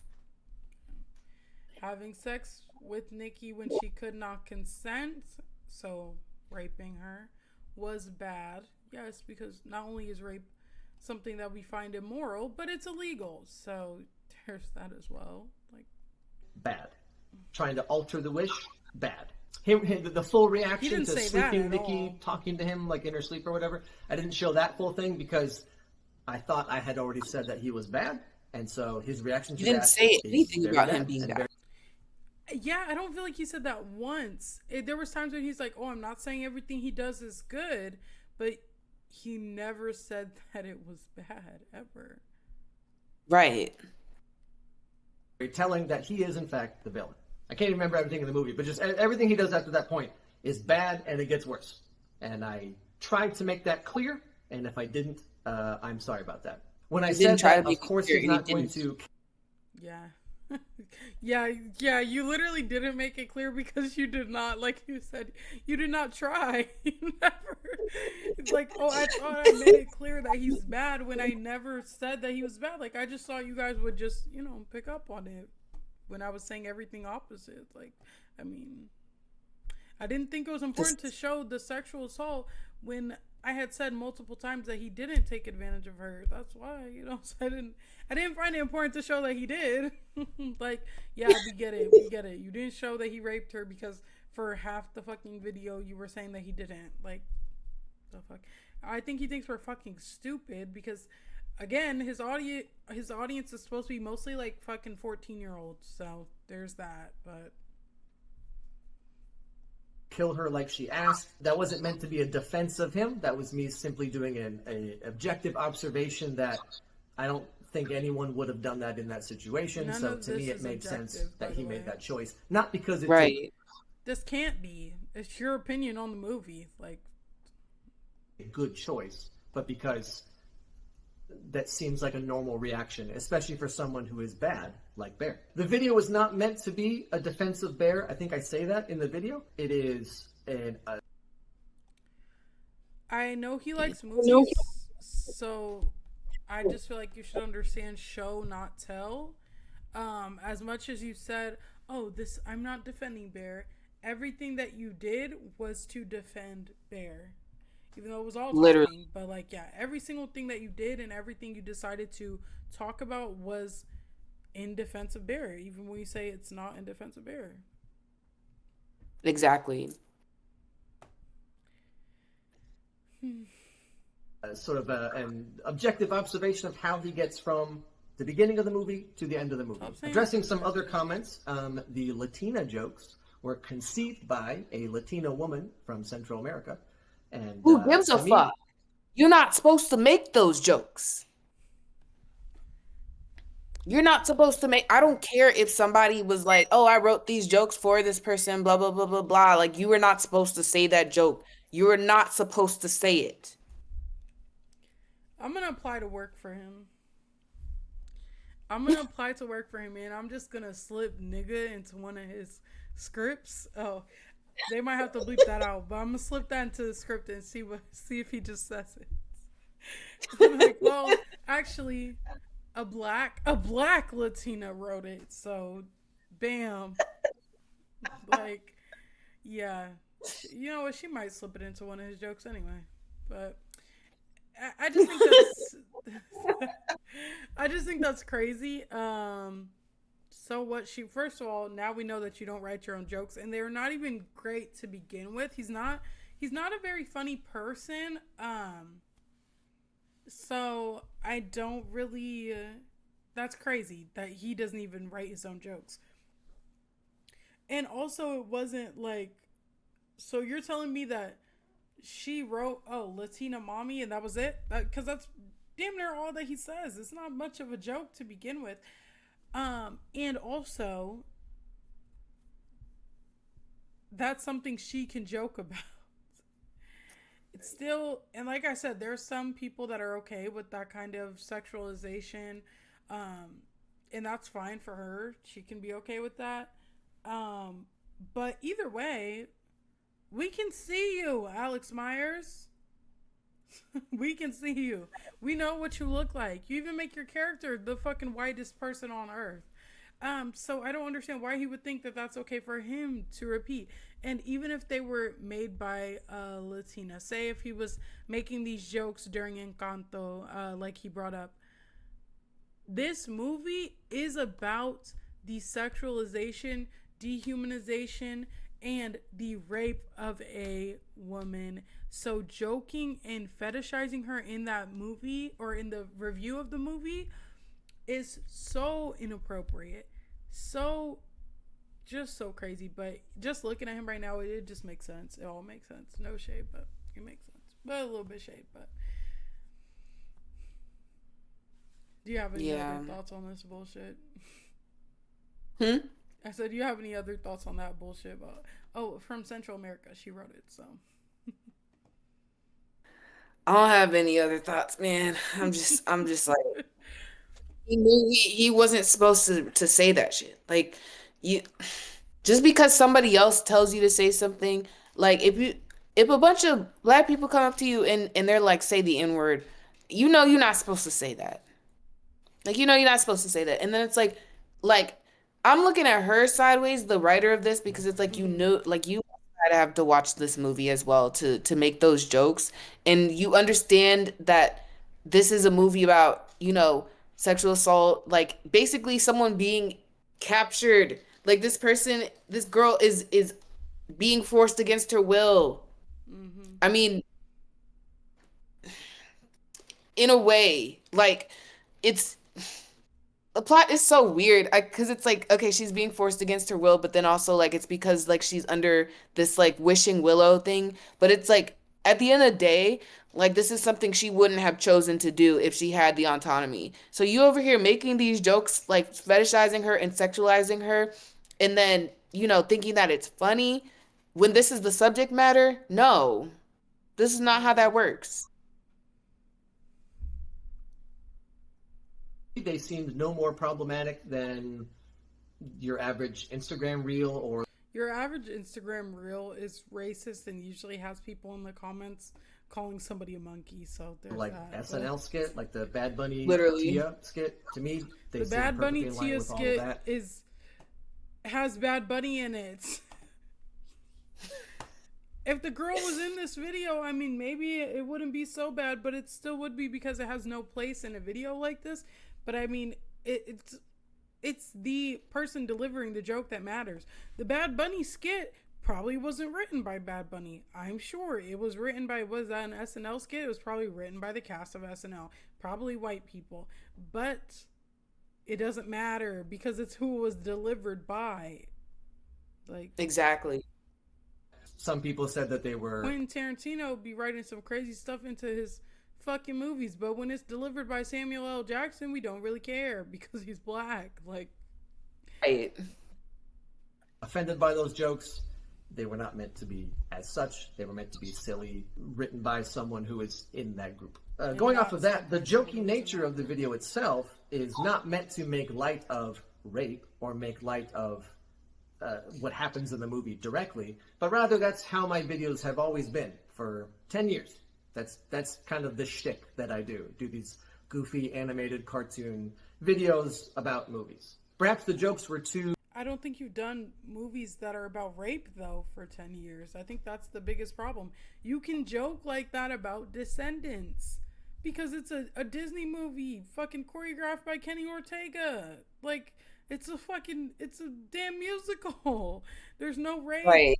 Like, there's no rape. The scene that he tried to compare from Descendants to Obsession, he compared a rape to a tea party is essentially what the date that she goes on him with is. They're having like a damn near a tea party by the lake or some shit. Like that's what you compared because that what you're used to watching is kids movies. Yes, you can joke like this about kids movies. You can't joke like this about a movie that is surrounded, like the whole movie's about consent. Like it's just Right. too jokey for the subject of the movie. Maybe that was a mistake on my part. And I was fully aware, like I said in the intro of the video, I was fully aware that people would disagree with my opinion. Like I said, it was made in good faith. I knew people would disagree, but as I said at the beginning of this video, it's gotten to the point where it's not just disagreeing about my thoughts on the movie, but now it's gotten to a point where people are spreading complete lies about me. And from the DMs I'm getting and from what I've seen, it's getting to a point where it could become like very real. So I just want to reiterate a few things. Some simple and some not. First of all, I've only been divorced once. That was back in 20. We don't care. We don't care, bitch. We don't care. That's still once more than me. So the fuck? Clearly there's something wrong with you. So I've never been divorced. Have you been divorced? No, I've never been divorced. Okay, so fuck out of here. I've only been divorced once, and I know why. It's because on a YouTuber that reacted to this, they were like, "Oh, that's somebody in the comments was like, oh, that's why he's been divorced twice." Blah blah blah. And even the YouTuber had replied, kind of like, "Hey, that's you're being an asshole." Like they didn't even agree with somebody saying that, even though I think it's fine to say. But like, what? He's really into it because not sure even reading them comments and the same video where you have to be like, I am not pro rape. You also felt it was necessary to be like, also guys, I was only married and divorced once, not twice. So like, what the fuck? It's getting so real and it's going to get so dangerous that you just had to tell us that actually you weren't divorced twice. Okay, bro. 2020, there was no recent divorce. That was a one-time thing. I am not a rapist. I do not condone rape. I do respect women. I do not think women deserve to be raped. Apparently, I need to say this very clearly. So, that is... That Central American girl probably got a gun behind the camera talking about, it's told to condone rape. I am not pro-rape. I am not a rapist. And I was only divorced once. So, all right. The fuck are you talking about? Like, what are you actually talking about right now? I don't fucking get it. My thoughts on the topic. And to close things out, I am not a thought leader. I'm not a politician. I'm just a random guy on YouTube who's making cartoons about movies. And some of those movies have heavy subject matter. Sometimes it relates to you in a very direct way. But ultimately, I'm just making mostly jokey cartoons about movies. And maybe you don't think they're funny, or you don't think they're good, or whatever. But that's all I'm doing. And I've never claimed to be a perfect person. I've never claimed to be an arbiter of morality. I'm just and I'm done with it there. But I hate when people say that. So nobody thinks anybody is a perfect person. That is when you know you're getting a bullshit apology of somebody trying to dismiss the weight that their actions had, is by saying, oh, well, I'm not perfect. Nobody is, and nobody expects you to be, but what you did that people have a problem with is wrong. And that's what they're pointing out. They're not saying, oh, I thought you were perfect and you did this. They just are pointing out that you did something that was wrong. Anytime somebody says that, it's just like, all right. You want people to feel bad for you, and nobody does. Like, that's it. You're 38 years old. You're fucking 40. Nobody feels bad. Nobody feels bad that you decide to draw a fucking cartoon tooted up slobbering everywhere to joke about rape. Sorry, but nobody cares. You're a fucking loser. That's all. That's really all there is to it. Alex Meyers, and I don't know what I want to title this. I feel like I want it to be a little bit clickbaity, but like with a question mark of like, is Alex Meyers right about obsession? But you're not. And you need to go fuck yourself. This nigga's so... we might gotta bleep that out. This guy is sick in the head for him to sit there and animate that. Because, I mean, if you don't write your own jokes, I am assuming at least you actually animate those blobs. You're a fucking loser. Actually a fucking loser. Alex Meyers is a jackass. That is my ruling. What's your ruling? Me personally, I think a lot of the things that he said in that video were a projection of the things that he views as acceptable in society, especially coming from like, you know, a place of trying to understand Bear and trying to, you know, sympathize with Bear to a point, like even saying like giving him props for not sexually assaulting a girl. And then completely dismissing the sexual assault that happens and, you know, still trying to like give Bear the benefit of the doubt and be like, oh, you were a good guy until this point. Like, and then deleting the video and then doubling back and saying like, oh, I made it clear that he was the bad guy. No, you didn't. You didn't make it clear that he was the bad guy at all. You didn't mention that at all. You empathized with him the entire time. So it's one of those things where it feels like this is some type of like projection that's happening where it's like, okay, like, you know, you view these things and even the way that it's animated, like, you know, her being on the bed, like with her butt in the air. And it's like the guy is kind of like has this like snarky look on his face. And it's like, oh, he didn't take advantage of her, but he could have. Like, what are you trying to say? What do you mean by that? Overall, I just feel like people should just shut up. Like, if you do not have the range and you do not have, you don't have the range for this type of conversation at all. So don't say anything. But I feel like he's getting rightfully torn apart by people, because this is something that needs to be addressed. Like you have to look inward and see why you view these things as acceptable and why you animated it like this and why you said what you said.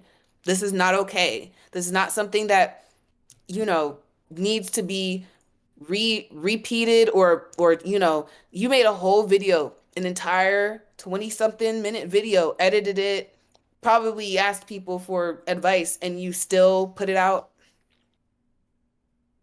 and this is the results. Like, that's all I have to say about it. I feel like a lot of the review was projection. I feel like it was like, a lot of like internal like thoughts that were being had about like especially the whole sexualization of Latina women. That was extremely disgusting to have in this particular movie that was extremely, extremely dark, that showed, her losing her autonomy and being sexually assaulted. Yeah. So yeah. Yeah, I agree 100%. And Alex Myers, we're freaking throwing you in the dungeon, biatch. You're done. You're done. That's we are judge, jury, and not the last word, but we're judge and jury, and we sentence you to hell. You're going to hell. You're a freak. You're a weirdo. You're a fucking loser, bro. You're a loser. That's why you've been divorced once, and we've been divorced 0 times. The fuck? Fuck out of here, loser. That's really all I have to say, though. It was truly, it was genuinely a horrible review, I will say. Because it wasn't a review of Obsession. It just wasn't. This was not a review of Obsession.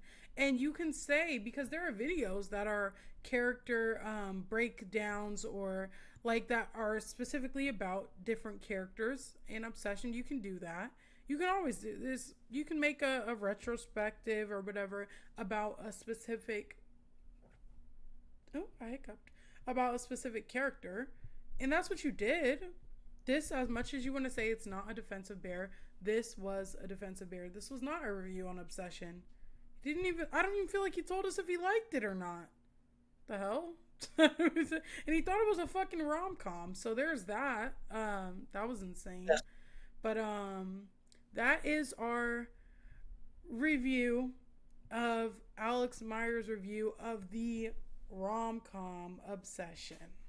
So, I don't have any. I'm like cringing every time you say rom-com. Because that's insane. That's fucking insane. Let's look up actually what is Obsession categorized as. Let's find. I gotta change my search to be not Yahoo. No shade, but I just don't like Yahoo. Let's see. Obsession is a 2025 American supernatural horror film. So it came out in 2025? Yeah, that's what I'm confused about. Well, maybe it was one of those that they showed at like what's it called? Yeah, okay. It premiered on September 5th, 2025 at the Toronto International Film Festival. Okay, that makes sense.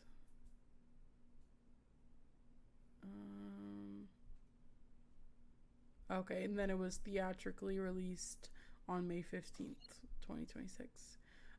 Yeah, so it calls it a supernatural horror. I just don't see where he would have ever gotten rom-com from. But that's just more reason to say that Alex Meyers is a dumbass. He's just genuinely not smart. And this was a good faith review of Alex Meyers' good faith review of Obsession. Do you have any final thoughts? I don't have anything else to say about this dude. My final thoughts are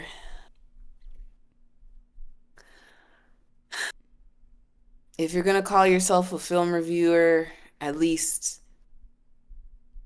do your due diligence to understand where your place is in society and how something comes across to other people, because you have a platform that has children watching you, and you came up with a review that essentially is a projection of what you view isn't is and isn't sexual assaults. And kids are watching that, man. Like children, teenagers who are like coming of age, like are watching stuff like this, and you have a responsibility as a 38-year-old adult to do your due diligence and understand that that was not okay to put out at all. That's all I gotta say. Yeah.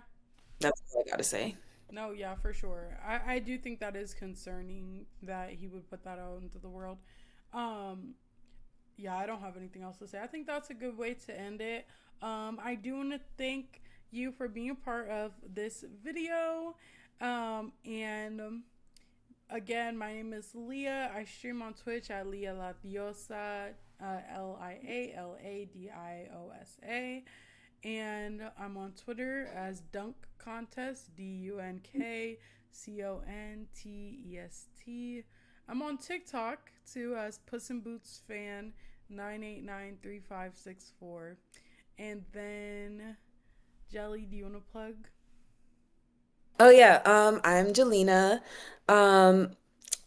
My Twitter, you can find me on Twitter at JMedias, JAEMEDIAS, and also Instagram at the same name, and also TikTok at the same name. All right. Thank you guys. Have a good night. Mwah.